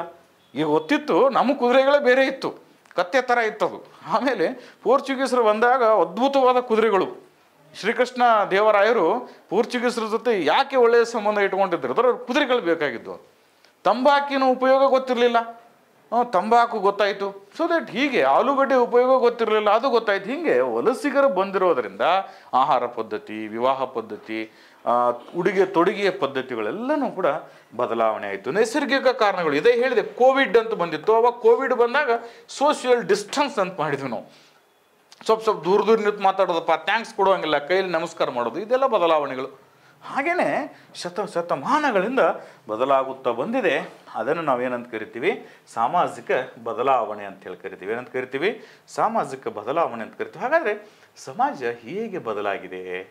ಓಕೆ, ಅದನ್ನು ಚರ್ಚೆ ಮಾಡೋಣ. ನಾವು ಸಮಾಜ ಹೇಗೆ ಬದಲಾವಣೆ ಆಗಿದೆ ನೋಡಿ. ಒಂದನೇದು, ನಮ್ಮ ದೇಶದಲ್ಲಿ ಆಧುನಿಕ ಶಿಕ್ಷಣ ಬಂದ ನಂತರ ಕೃಷಿ ಪ್ರಧಾನವಾಗಿರ್ತಕ್ಕಂತಹ ದೇಶ ಎಂಥ ದೇಶ ಆಯಿತು? ಇವತ್ತು ಕೈಗಾರೀಕರಣ ದೇಶ ಆಗಿದೆ, ಸೇವಾ ವಲಯದ ದೇಶ ಆಗಿದೆ. ಮೊದಲು ಕೃಷಿಯಲ್ಲಿ ಸಾಕಷ್ಟು ಜನರು ಭಾಗವಹಿಸ್ತಿದ್ರು. ಓಕೆ, ಕೃಷಿಯಿಂದನೇ ಅತಿ ಹೆಚ್ಚು GDPಗೆ ಕೊಡುಗೆ ಬರ್ತಿತ್ತು. ಇವತ್ತು ಕೃಷಿಯನ್ನು ಕಡಿಮೆ ಜನ ಏನು ಮಾಡಿದ್ದಾರೆ, ಕೃಷಿಯನ್ನು ಅತ್ಯಂತ ಕಡಿಮೆ ಜನ ಏನು ಮಾಡಿದ್ದಾರೆ, ಆಶ್ರಯಿಸಿದ್ದಾರೆ. ಆದರೆ ಸೇವಾ ವಲಯದಿಂದ ಅತಿ ಹೆಚ್ಚು GDP ಏನು ಬರ್ತಾ ಇದೆ ಈಗ ನಮ್ಮ ದೇಶದಲ್ಲಿ ಬರ್ತಾ ಇದೆ. ಮೊದಲು ಕೃಷಿಯಿಂದನೇ GDPಗೆ ಹೆಚ್ಚು ಆದಾಯ ಬರ್ತಿದ್ದು, ಇವತ್ತು ಸೇವಾ ವಲಯದಲ್ಲಿ ಬರ್ತಾ ಇದೆ. ಬದಲಾಯ್ತಲ್ಲ. ಯಾಕೆ ಬದಲಾಯ್ತು ಅಂದ್ರೆ ಆಧುನಿಕ ಶಿಕ್ಷಣದಿಂದ ತಂತ್ರಜ್ಞಾನ ಬೆಳೀತು. ತಂತ್ರಜ್ಞಾನ ಬೆಳೆಯೋದ್ರಿಂದ ಅಂತರ್ಜಲ, ಇಂಟರ್ನೆಟ್ ಬಂತು. ಓಕೆ, ಮನೆಯಲ್ಲೇ ಕುಂತ್ಕೊಂಡು ಕೆಲಸ ಮಾಡೋಕ್ಕೆ ಸ್ಟಾರ್ಟ್ ಮಾಡಿದರು. ಮೊದಲು ಹೋಗಿ ಹೋಟೆಲ್ಗೆ ಹೋಗಿ ಊಟ ಮಾಡ್ತಿದ್ವಿ ನಾವೆಲ್ಲ. ಈಗ ಸ್ವಿಗ್ಗಿ, ಜೊಮ್ಯಾಟೊ ಮೂಲಕ ಏನು ಮಾಡಿದ್ರು, ಆರ್ಡರ್ ಮಾಡಿಸಿ ಮನೆಯವರಿಗೆ ಊಟ ಮಾಡ್ತಾರೆ. ಹೀಗೆ ಸರ್ವಿಸ್ ಸೆಕ್ಟರ್ ಬೆಳೀತು. ಸಾಮಾಜಿಕ ಚಳುವಳಿಗಳಿಂದ ಬಾಲ್ಯ ವಿವಾಹ, ಸತಿ ಪದ್ಧತಿ, ವರದಕ್ಷಿಣೆ ಪದ್ಧತಿ, ದೇವದಾಸಿ ಪದ್ಧತಿ ಇಂಥವುಗಳೆಲ್ಲ ಕಡಿಮೆ ಆಗಿಬಿಟ್ಟಿದೆ ಈಗ. ಓಕೆ, ಜೊತೆಗೆ ಶಾಸನಗಳ ಪ್ರಭಾವದಿಂದ ಮಹಿಳಾ ದೌರ್ಜನ್ಯಗಳು ಕಡಿಮೆ ಆಗಿದೆ. ಮಹಿಳೆಯರ ಮೇಲೆ ದೌರ್ಜನ್ಯಗಳು ನಡೀತಿತ್ತಂದರೆ ನಾನ್ ಬೇಲೆಬಲ್ ವಾರೆಂಟ್ಸ್ ಇಶ್ಯೂ ಮಾಡ್ತಾರೆ, ಬೇಲೆ ಕೊಡಲ್ಲ, 7 ವರ್ಷ ಜೈಲು ಶಿಕ್ಷೆ ಇದೆ ಕೆಲವೊಂದಕ್ಕೆ. ಆ ಕಾರಣಕ್ಕೆ ಮಹಿಳಾ ದೌರ್ಜನ್ಯಗಳನ್ನ ಮಾಡೋದಕ್ಕೆ ಇವತ್ತು ಜನರು ಹಿಂದೇಟು ಹಾಕಿ ಬದಲಾವಣೆಯನ್ನು ನಾವು ನೋಡ್ತಾ ಇದ್ದೇವೆ. ಸಂವಿಧಾನದಲ್ಲಿ ಪರಿಶಿಷ್ಟ ಜಾತಿ ಮತ್ತು ಪರಿಶಿಷ್ಟ ಪಂಗಡದವರಿಗೆ ಶಿಕ್ಷಣ, ಉದ್ಯೋಗ, ಸರ್ಕಾರಿ ಯೋಜನೆಗಳಲ್ಲಿ ಹೆಚ್ಚಾಗಿ ಮೀಸಲಾತಿಯನ್ನು ಕೊಟ್ಟಿರೋದ್ರಿಂದ ಅವರ ಪರಿಸ್ಥಿತಿ ಏನಾಗಿದೆ, ಬದಲಾಗಿದೆ. ಓಕೆ, ಸಮಾಜ ಹೇಗೆ ಬದಲಾಗಿದೆ ಅಂದರೆ ಈ ಎಲ್ಲ ಕಾರಣಗಳಿಂದ ಸಮಾಜ ಏನಾಗೈತಿ ಇವತ್ತು ಬದಲಾಗಿದೆ ಅಂತಕ್ಕಂಥದ್ದನ್ನು 5-6 ಪಾಯಿಂಟ್ಗಳನ್ನ ಬರಿಬೇಕು ನೀವು. ಇದೆಲ್ಲ ಸಾಮಾನ್ಯವಾದ ಪಾಯಿಂಟ್ಗಳು. ಇದೇ 1 2 3 4 5 ಹಾಕಿ ಇದನ್ನೇ ಬರೀಕು ಭಯಪಟ್ಟು ಮಾಡೋದಲ್ಲ, ಇದನ್ನು ತಿಳ್ಕೊಳ್ಬೇಕು. ಅದಕ್ಕೆ ನಾ ಪಾಠ ಮಾಡತ್ತೇನೆ ನಿನಗೆ. ಯಾಕೆ ಪಾಠ ಮಾಡತ್ತೇನೆ ಅಂದರೆ, ಎಕ್ಸ್ಪ್ಲೇನ್ ಮಾಡತ್ತೇನೆ ಅಂದರೆ ತಿಳ್ಕೋತ ಹೋಗ್ಬೇಕು ನೀನು. ಸಂವಿಧಾನದಿಂದಾಗಿ ನೋಡಿ, SCs ಆ್ಯಂಡ್ STsಗಳಿಗೆ ಶಿಕ್ಷಣದಲ್ಲಿ ಮೀಸಲಾತಿ ಬಂತು, ಉದ್ಯೋಗದಲ್ಲಿ ಮೀಸಲಾತಿ ಬಂತು, ಸರ್ಕಾರಿ ಯೋಜನೆಗಳಿಗೆ ಅವರಿಗೆ ಮೀಸಲಾತಿ ಕೊಟ್ಟರು, ಗಂಗಾ ಕಲ್ಯಾಣ ಯೋಜನೆಗಳು ಇಂಥವುಗಳನ್ನೆಲ್ಲ ಜಾರಿಗೆ ತಂದರು. ಪಡೆದುಕೊಂಡು ಅವರೂ ಕೂಡ ಸಮಾಜದ ಮುಖ್ಯವಾಹಿನಿಗೆ ಬಂದರು. ಆವಾಗ ಸಮಾಜ ಏನಾಯಿತು, ಬದಲಾವಣೆ ಆಯಿತು. ಭಾರತದ ಮೇಲೆ ವಿದೇಶಿಯರು ದಾಳಿ ಮಾಡಿದ್ದರಿಂದ ಅವರ ಸಂಸ್ಕೃತಿ, ಸಾಹಿತ್ಯ, ಆಹಾರ ಪದ್ಧತಿ, ವೈವಾಹಿಕ ಪದ್ಧತಿ ಇದೆಲ್ಲನೂ ಕೂಡ ನಮ್ಮ ಮೇಲೆ ಪ್ರಭಾವ ಬೀರಿತು ನೋಡಿ. ಅವ್ರದ್ದು ಸಂಸ್ಕೃತಿ, ವೆಸ್ಟರ್ನ್ ಕಲ್ಚರ್ ಅಂತ ಕರಿತೀವಿ ನಾವು. ಓಕೆ, ರಾತ್ರಿ 12 ಗಂಟೆಗೆ ನ್ಯೂ ಇಯರ್ ದಿವಸ 12 ಗಂಟೆ ತನಕ ಪಾರ್ಟಿ ಮಾಡೋದಪ್ಪ. ಎಲ್ಲಿಂದ ಬಂತು? ವೆಸ್ಟರ್ನಿಂದ ಬಂದಿರತಕ್ಕಂಥದ್ದು. ಸಾಹಿತ್ಯ, ಅಲ್ಲಿಂದ ಲಿಟ್ರೇಚರ್, ಇಂಗ್ಲೀಷ್ ಲಿಟ್ರೇಚರ್ ಬಂತು. ಓಕೆ, ಆಮೇಲೆ ಎಷ್ಟೋ ಜನ ಕವಿಗಳು ಅಲ್ಲಿಂದ ಬಂದು ಭಾರತದಲ್ಲಿ ಅಧ್ಯಯನವನ್ನು ಮಾಡಿ ನಮಗೆ ಸಾಹಿತ್ಯದ ಒಲವು ಮೂಡಿಸಿದ್ರು ನಮಗೆ. ಜೊತೆಗೆ ಆಹಾರ ಪದ್ಧತಿ ನೋಡ್ರಿ, ಇದು ವೆಸ್ಟರ್ನಿಂದ ಬಂದಿರತಕ್ಕಂಥದ್ದು. ನಮ್ಮ ಆಹಾರ ಪದ್ಧತಿ ಗೆಡ್ಡೆ ಗೆಣಸುಗಳನ್ನು ತಿಂತಿದ್ವಿ ನಾವು. ಅದನ್ನು ನಾವೀಗ ಎಷ್ಟೋ ತರಹದ ಆಹಾರದ ಪದ್ಧತಿಗಳೇ ಬದಲಾವಣೆ ಆಗಿದೆ. ತಿನ್ನುವ ಪದ್ಧತಿ ಬದಲಾವಣೆ ಆಗಿದೆ. ಟೇಬಲ್ ಮ್ಯಾನರ್ಸ್ ಅಂತ ಕರಿತೀವಿ ನಾವು. ಫೋರ್ಕ್ ಹಿಡ್ಕೊಂಡು, ಚಾಕು ಹಿಡ್ಕೊಂಡು, ಒಂದು ಕೈಯಲ್ಲಿ ಫೋರ್ಕು, ಒಂದು ಚಾಕು ಹಿಡ್ಕೊಂಡು ತಿಂತಿರ್ತೀವಿ ನಾವೀಗ. ಯಾಕಂದ್ರೆ ಅದು ಬದಲಾಗಿದೆ. ಮೊದಲು ಕೈಲಿ ಊಟ ಮಾಡ್ತಿದ್ವಿ, 10 ಬೆರಳುಗಳಿಂದ ಊಟ ಮಾಡ್ತಿದ್ವಿ ನಾವು. ಇವತ್ತು ಒಂದು ಚಾಕು, ಒಂದು ಫೋರ್ಕ್ದಿಂದ ಊಟ ಮಾಡ್ತಕ್ಕಂಥ ಪದ್ಧತಿ ಬಂದಿದೆ. ವೈವಾಹಿಕ ಪದ್ಧತಿ ನೋಡ್ರಿ, ಮೊದಲು ವಿವಾಹ ಪದ್ಧತಿ ಅಂದರೆ ಬಹಳ ಅದ್ಭುತವಾಗಿರ್ತಕ್ಕಂತಹ, ಧಾರ್ಮಿಕವಾಗಿರ್ತಕ್ಕಂತಹ, ಬಹಳ ಪುಣ್ಯವಾಗಿರ್ತಕ್ಕಂಥ ಕೆಲಸ ಅದು. ಊರ ಮಂದಿಗೆಲ್ಲ ಊಟ ಹಾಕಿ ಮದುವೆ ಮಾಡ್ತಿದ್ವಿ ನಾವು. ಈಗ ಹಂಗಿಲ್ಲ. ವಿರಾಟ್ ಕೊಹ್ಲಿ ಅವರು 30 ಮಂದಿನ ಕರ್ಕೊಂಡು ಬೇರೆ ದೇಶಕ್ಕೆ ಹೋಗಿ ಮದುವೆಗೆ ಬಂದ್ರು ಅವರು. ಸೊ ದಟ್ ಆ ತರಹದ ಪದ್ಧತಿಗಳು. ಸಮುದಾಯ ಭವನಗಳಲ್ಲಿ ಮದುವೆ ಮಾಡ್ತಾರೆ. ನಾವು ಮೊದಲು ಮನೆ ಮುಂದೆ ಮದುವೆ ಹಾಕಿದ್ದು ನಮ್ಮ. ಈಗ ಸಿಟಿಯಲ್ಲಿ ಹೋಗಿ ಒಂದು ಸಮುದಾಯ ಭವನದಲ್ಲಿ ಮದುವೆ. ಆ ರೀತಿಯಾಗಿ ಬದಲಾವಣೆ ಆಗ್ಯಾವ. ಇವು ನಮ್ಮ ಮೇಲೆ ಪ್ರಭಾವ ಬೀರ್ತಿ. ಯಾರಿಂದ? ವಿದೇಶಿಯರಿಂದ ನಮ್ಮ ಮೇಲೆ ಪ್ರಭಾವ ಬೀರ್ತಿ. ಇಂಗ್ಲೀಷರಿಂದ ನಮ್ಮಲ್ಲಿ ಕೈಗಾರೀಕರಣ ಬಂತು, ಆಧುನೀಕರಣ ಬಂತು, ಪಾಶ್ಚಾತ್ಯೀಕರಣ ಬಂತು. ಇವೆಲ್ಲನೂ ಕೂಡ ಒಂದೊಂದು ಚಾಪ್ಟರ್ ಅದಾವ ಮುಂದೆ. ಈ ಒಂದು ವಿಷಯವನ್ನು ನೀವು ಯಾಕೆ ಸರಿಯಾಗಿ ತಿಳ್ಕೊಬೇಕಂದ್ರೆ, ಇಡೀ ಸೋಷಾಲಜಿಯ ಮುಂದೆ ಬರ್ತಕ್ಕಂಥ ಪಾಠದಲ್ಲಿ ಇವೆಲ್ಲವೂ ಕೂಡ ಒಳಗೊಂಡಿದೆ. ಓಕೆ, ಆವಾಗ ಆಧುನೀಕರಣದ ಬಗ್ಗೆನೇ ಒಂದು ಚಾಪ್ಟರ್ ಇದೆ, ಪಾಶ್ಚಾತ್ಯೀಕರಣದ ಬಗ್ಗೆನೇ ಒಂದು ಚಾಪ್ಟರ್ ಇದೆ. So that Bharat become India at the time of William Bentinck ಅಂತ ಹೇಳಿ ಒಬ್ರು ಇತಿಹಾಸಕಾರರು ಹೇಳ್ತಾರೆ. ಭಾರತವು ಇಂಡಿಯಾ ಆಯ್ತಂತೆ. ಇಷ್ಟರ ಮೇಲೆ ಗೊತ್ತು ಮಾಡ್ಕೋಬಹುದು ನೀವು. ಭಾರತ ಅಂತಕ್ಕಂಥದ್ದು ಕನ್ನಡ ಶಬ್ದ, ಇಂಡಿಯಾ ಅಂತಕ್ಕಂಥದ್ದು ಇಂಗ್ಲೀಷ್ ಶಬ್ದ. ಯಾವಾಗ ಭಾರತಕ್ಕೆ ವಿಲಿಯಂ ಬೆಂಟಿಂಗ್ ಬಂದು ಭಾರತವು ಇಂಡಿಯಾ ಆಯ್ತಂತೆ. ಯಾಕಂದ್ರೆ ಇಂಗ್ಲೀಷ್ ಶಿಕ್ಷಣವನ್ನು ನಮ್ಮ ಮೇಲೆ ಅವರು ತಂದರು. ಅದು ಒಳ್ಳೆಯದು ಕೆಟ್ಟದ್ದು ಅಂಥೇಳಿ ನಂತರ ವಿಚಾರ ಮಾಡೋಣ ನಾವು. ಬಟ್ ಈಗ ಮಾತ್ರ ಏಕೆ ಬದಲಾಯಿತು ಅನ್ನೋದನ್ನು ನೋಡ್ತಾ ಇದ್ದೇವೆ. ಅದೇ ರೀತಿ ವಲಸಿಗರು ತಮ್ಮ ಸಂಸ್ಕೃತಿಯನ್ನು ನಮ್ಮಲ್ಲಿ ಪಸರಿಸಿದರು. ಅವರ ಭಾಷೆ, ವಿಚಾರಧಾರೆ ನಮ್ಮಲ್ಲಿ ಬಂದು ನಮ್ಮ ಸಮಾಜ ಕಾಲದಿಂದ ಕಾಲಕ್ಕೆ ಬದಲಾಗಿದೆ. ಇದೇ ಸಾಮಾಜಿಕ ಬದಲಾವಣೆ. ಸಮಾಜ ಯಾಕೆ ಬದಲಾಯಿತು ಅಂತ ತಿಳ್ಕೊಂಡಿವಿ, ಅದು 2ನೇ ಪುಟದಲ್ಲಿ ಬರುತ್ತೆ. ಇನ್ನು 3ನೇ ಪುಟದಲ್ಲಿ ನೀಟಾಗಿ ತಿಳ್ಕೊತ ಹೋಗೋಣ. ಸಾಮಾಜಿಕ ಬದಲಾವಣೆಯ ಸಿದ್ಧಾಂತಗಳು.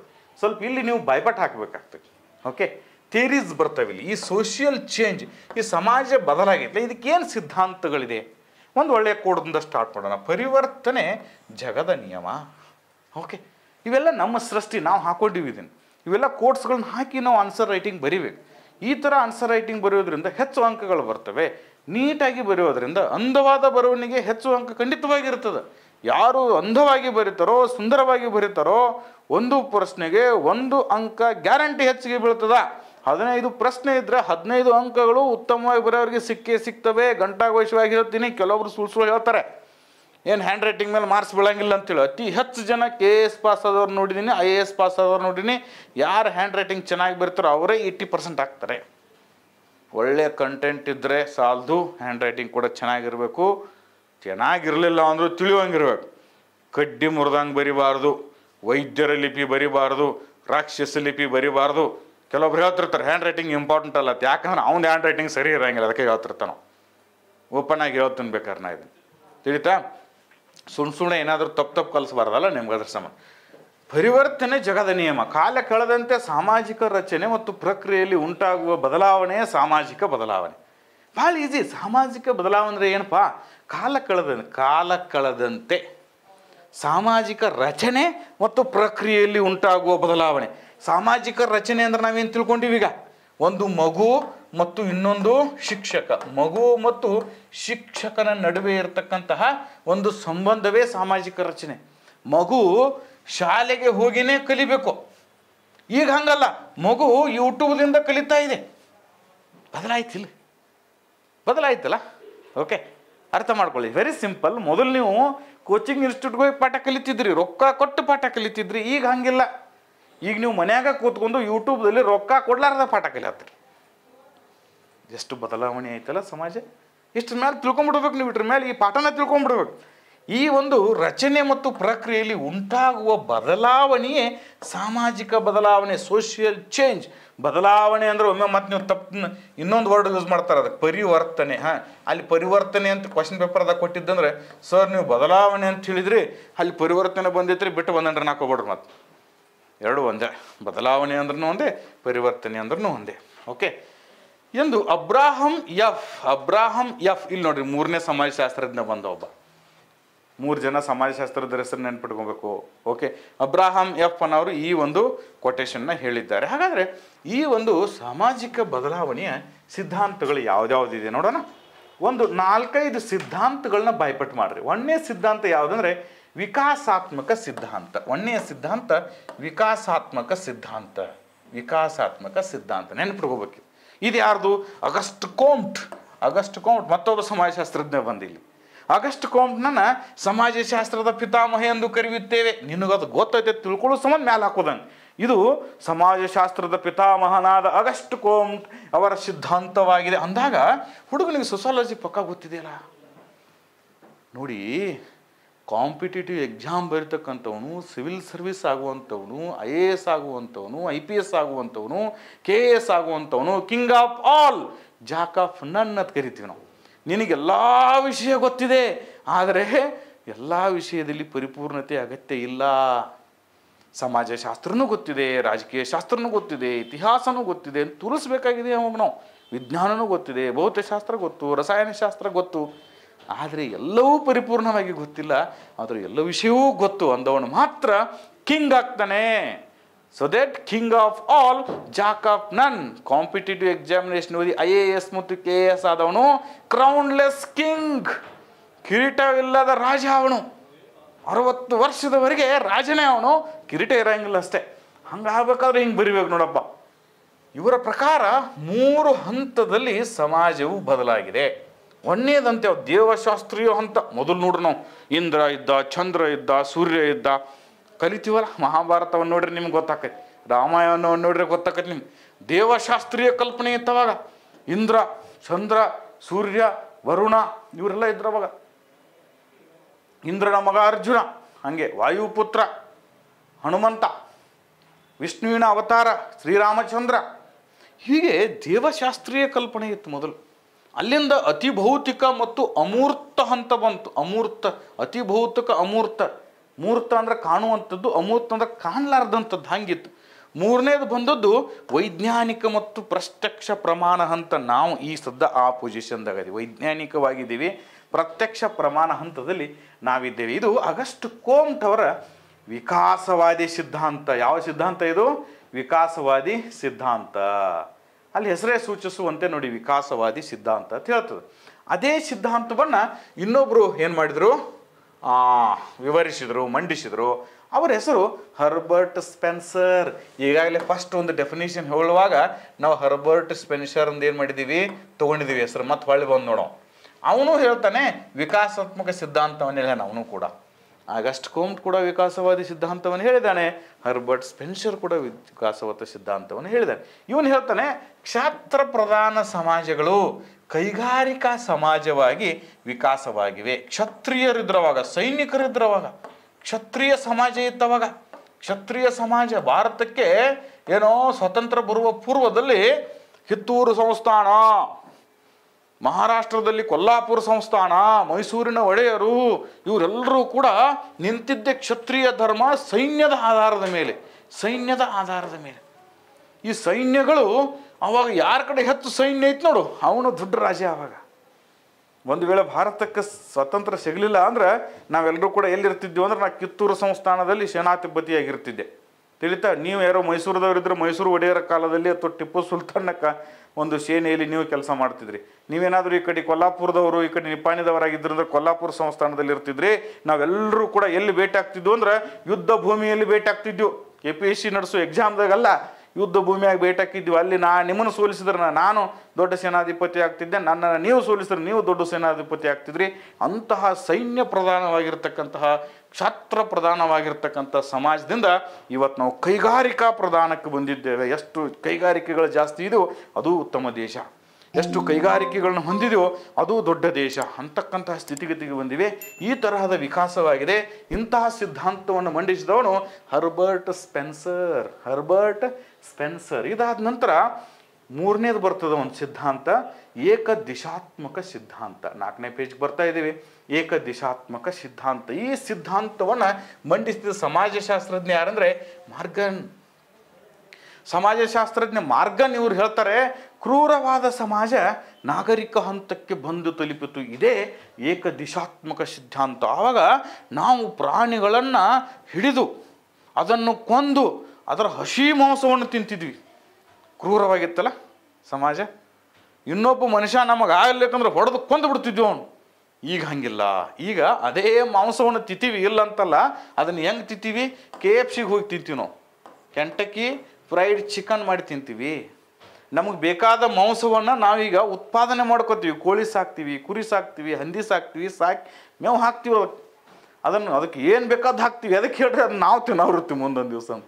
ಮೊದಲು ಹಂಗಿಲ್ಲ. ಕಾಡಿನ್ಯಾಗ ಓಡಾಡೋದು, ಬೇಟೆ ಆಡ್ತಿದ್ರು, ಬೆವರು ಹರಿಸ್ತಿದ್ರು. ಅವಾಗ ಬೆವರು ಹರಿತಿತ್ತು, ಬೇಟೆ ಆಡ್ತಿದ್ರು, ಅದನ್ನ ಹಸಿದ ತಿಂತಿದ್ರು. ಈಗ ಹಂಗಿಲ್ಲ. ಈಗ ನಾವೇನು ಮಾಡತ್ತೀವಿ? ಆಹಾರವನ್ನು ರೆಡಿ ಮಾಡ್ಕೊಂಡು ತಿನ್ನತ್ತಿದ್ವಿ. ಆಗ ಕ್ರೂರವಾದ ಸಮಾಜ ಇತ್ತು. ಈಗ ನಾಗರಿಕ ಸಮಾಜ ಬಂದಿದೆ. ಓಕೆ, ನಾಗರಿಕ ಸಮಾಜ ಬಂದಿದೆ. ಹಾಗೆ ನಾವು ಈ ಹಂದಿಯನ್ನು ಹೊಡೆದು ಅದನ್ನು ಮ್ಯಾಲಿನ ಚರ್ಮವನ್ನು ಸುಲಿದು ಒಳಗೆ ಕೈ ಹಾಕಿ ತಿಂದುಬಿಡು ಅನಿಸ್ತತಿ. ಕ್ರೂರ ಅನ್ನೋದು. ಅವಾಗ ಟಿಶ್ಯೂ ಪೇಪರ್ ಇಲ್ಲ, ಏನೂ ಇಲ್ಲ.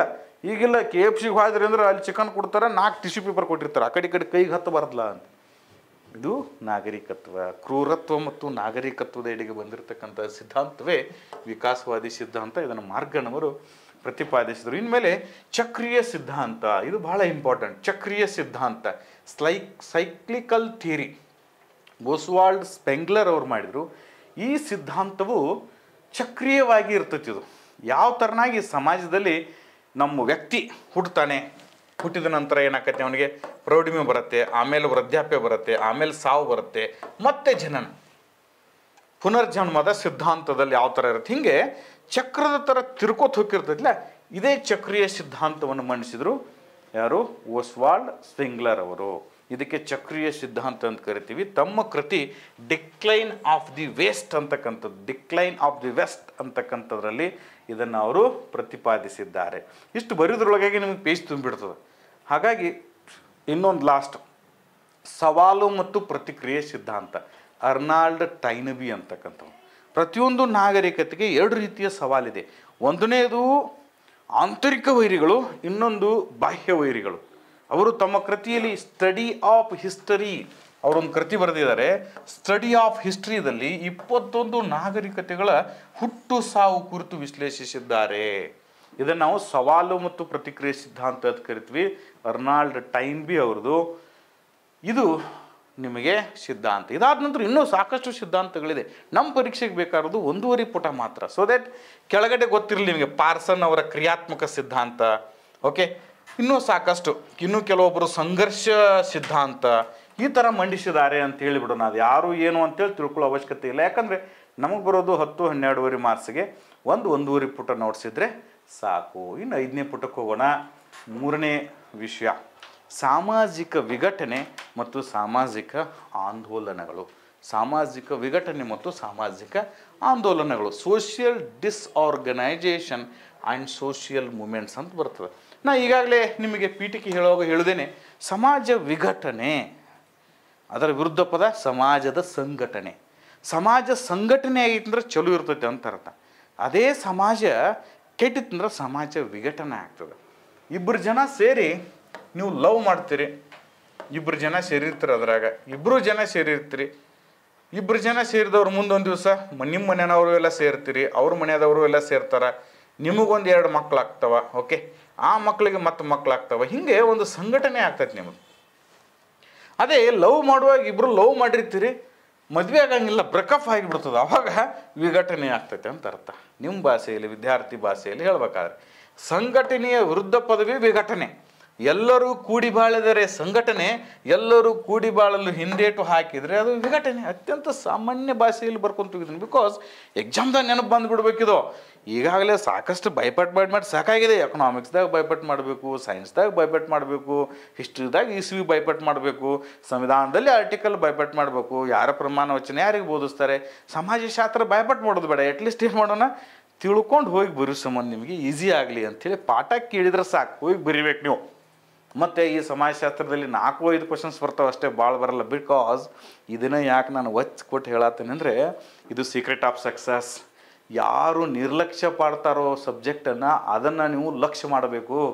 ಯಾವ ಕ್ವಶನ್ಸ್ಗಳನ್ನ ಯಾರು ಬಿಟ್ಟು ಬರ್ತಾರೋ ನೀವು ಅದನ್ನು ಬರೆದು ಬರಬೇಕು, ಅದಕ್ಕೆ ಹೆಚ್ಚು ಮಾರ್ಕ್ಸ್ ಬೀಳ್ತಾವೆ. ಬಿಕಾಸ್ ಇವ್ಯಾಲ್ಯುಯೇಟರ್ ಯಾವುದು ಪ್ರಶ್ನೆಗಳನ್ನ ಓದಿರಂಗಿಲ್ಲಲ್ಲ, ಅದನ್ನು ಓದ್ದಂದ್ರೆ ನಿಮ್ಗೆ ಹೆಚ್ಚು ಮಾರ್ಕ್ಸ್ ಬರ್ತಾನೆ. This is secret of success. Please understand. ಇದಕ್ಕೆ 4 ಕ್ವಶನ್ಸ್ ಬರಲಿ, ಎಲ್ಲ ಸೇರಿಸಿದ್ರೆ 50 ಮಾರ್ಕ್ಸ್ ಆಗ್ತದೆ. ಬಟ್ ಆ 50 ಮಾರ್ಕ್ಸ್ ನೀವು ಬೇರೆದವ್ರಿಗಿಂತ ಚೆನ್ನಾಗಿರ್ಬೇಕು. ಯಾಕಂದರೆ ಫಸ್ಟ್ ಪಾಸ್ ಹಿಸ್ಟ್ರಿ ಇದೆ, ಅಲ್ಲಿ ಸಾಕಷ್ಟು ಓದಿ ಸಾಕಷ್ಟು ಬರೆದು ಬಿಟ್ಟಿರ್ತಾರೆ ಎಲ್ಲರೂ. ಸೆಕೆಂಡ್ ಪಾರ್ಟ್ ಏನಿದೆ, ಇದು ಸಮಾಜಶಾಸ್ತ್ರ, 4-5 ಕ್ವಶನ್ಸ್ ಬರ್ತಾವೆ, ನೆಗ್ಲೆಕ್ಟ್ ಮಾಡಿರ್ತಾರೆ. ನೀವು ನೆಗ್ಲೆಕ್ಟ್ ಮಾಡಿಬಿಡಿ, 7 ಪಾಠ ನಾ ಹೇಳ್ತೀನಿ ತಿಳಿತಾ. ನೀವು ಇದನ್ನು ಬರೋದು ಬಂದರೆ ನಿಮ್ಮ ಯಶಸ್ಸು.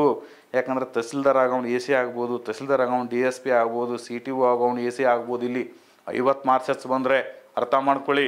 ಅಸಿಸ್ಟೆಂಟ್ ಕಮಿಷನರ್ ಆದರೆ ಮುಂದೊಂದು ದಿವಸ IAS ಆಗ್ತೀರಿ, ಅದೇ CTO ಆದರೆ ನೀವು IAS ಆಗಲ್ಲ. DYSP ಆದವನು IPS ಆಗ್ತೀರಿ, ಆದರೆ ಎಕ್ಸೈಸ್ DYSP ಆದವನು IPS ಆಗಲ್ಲ.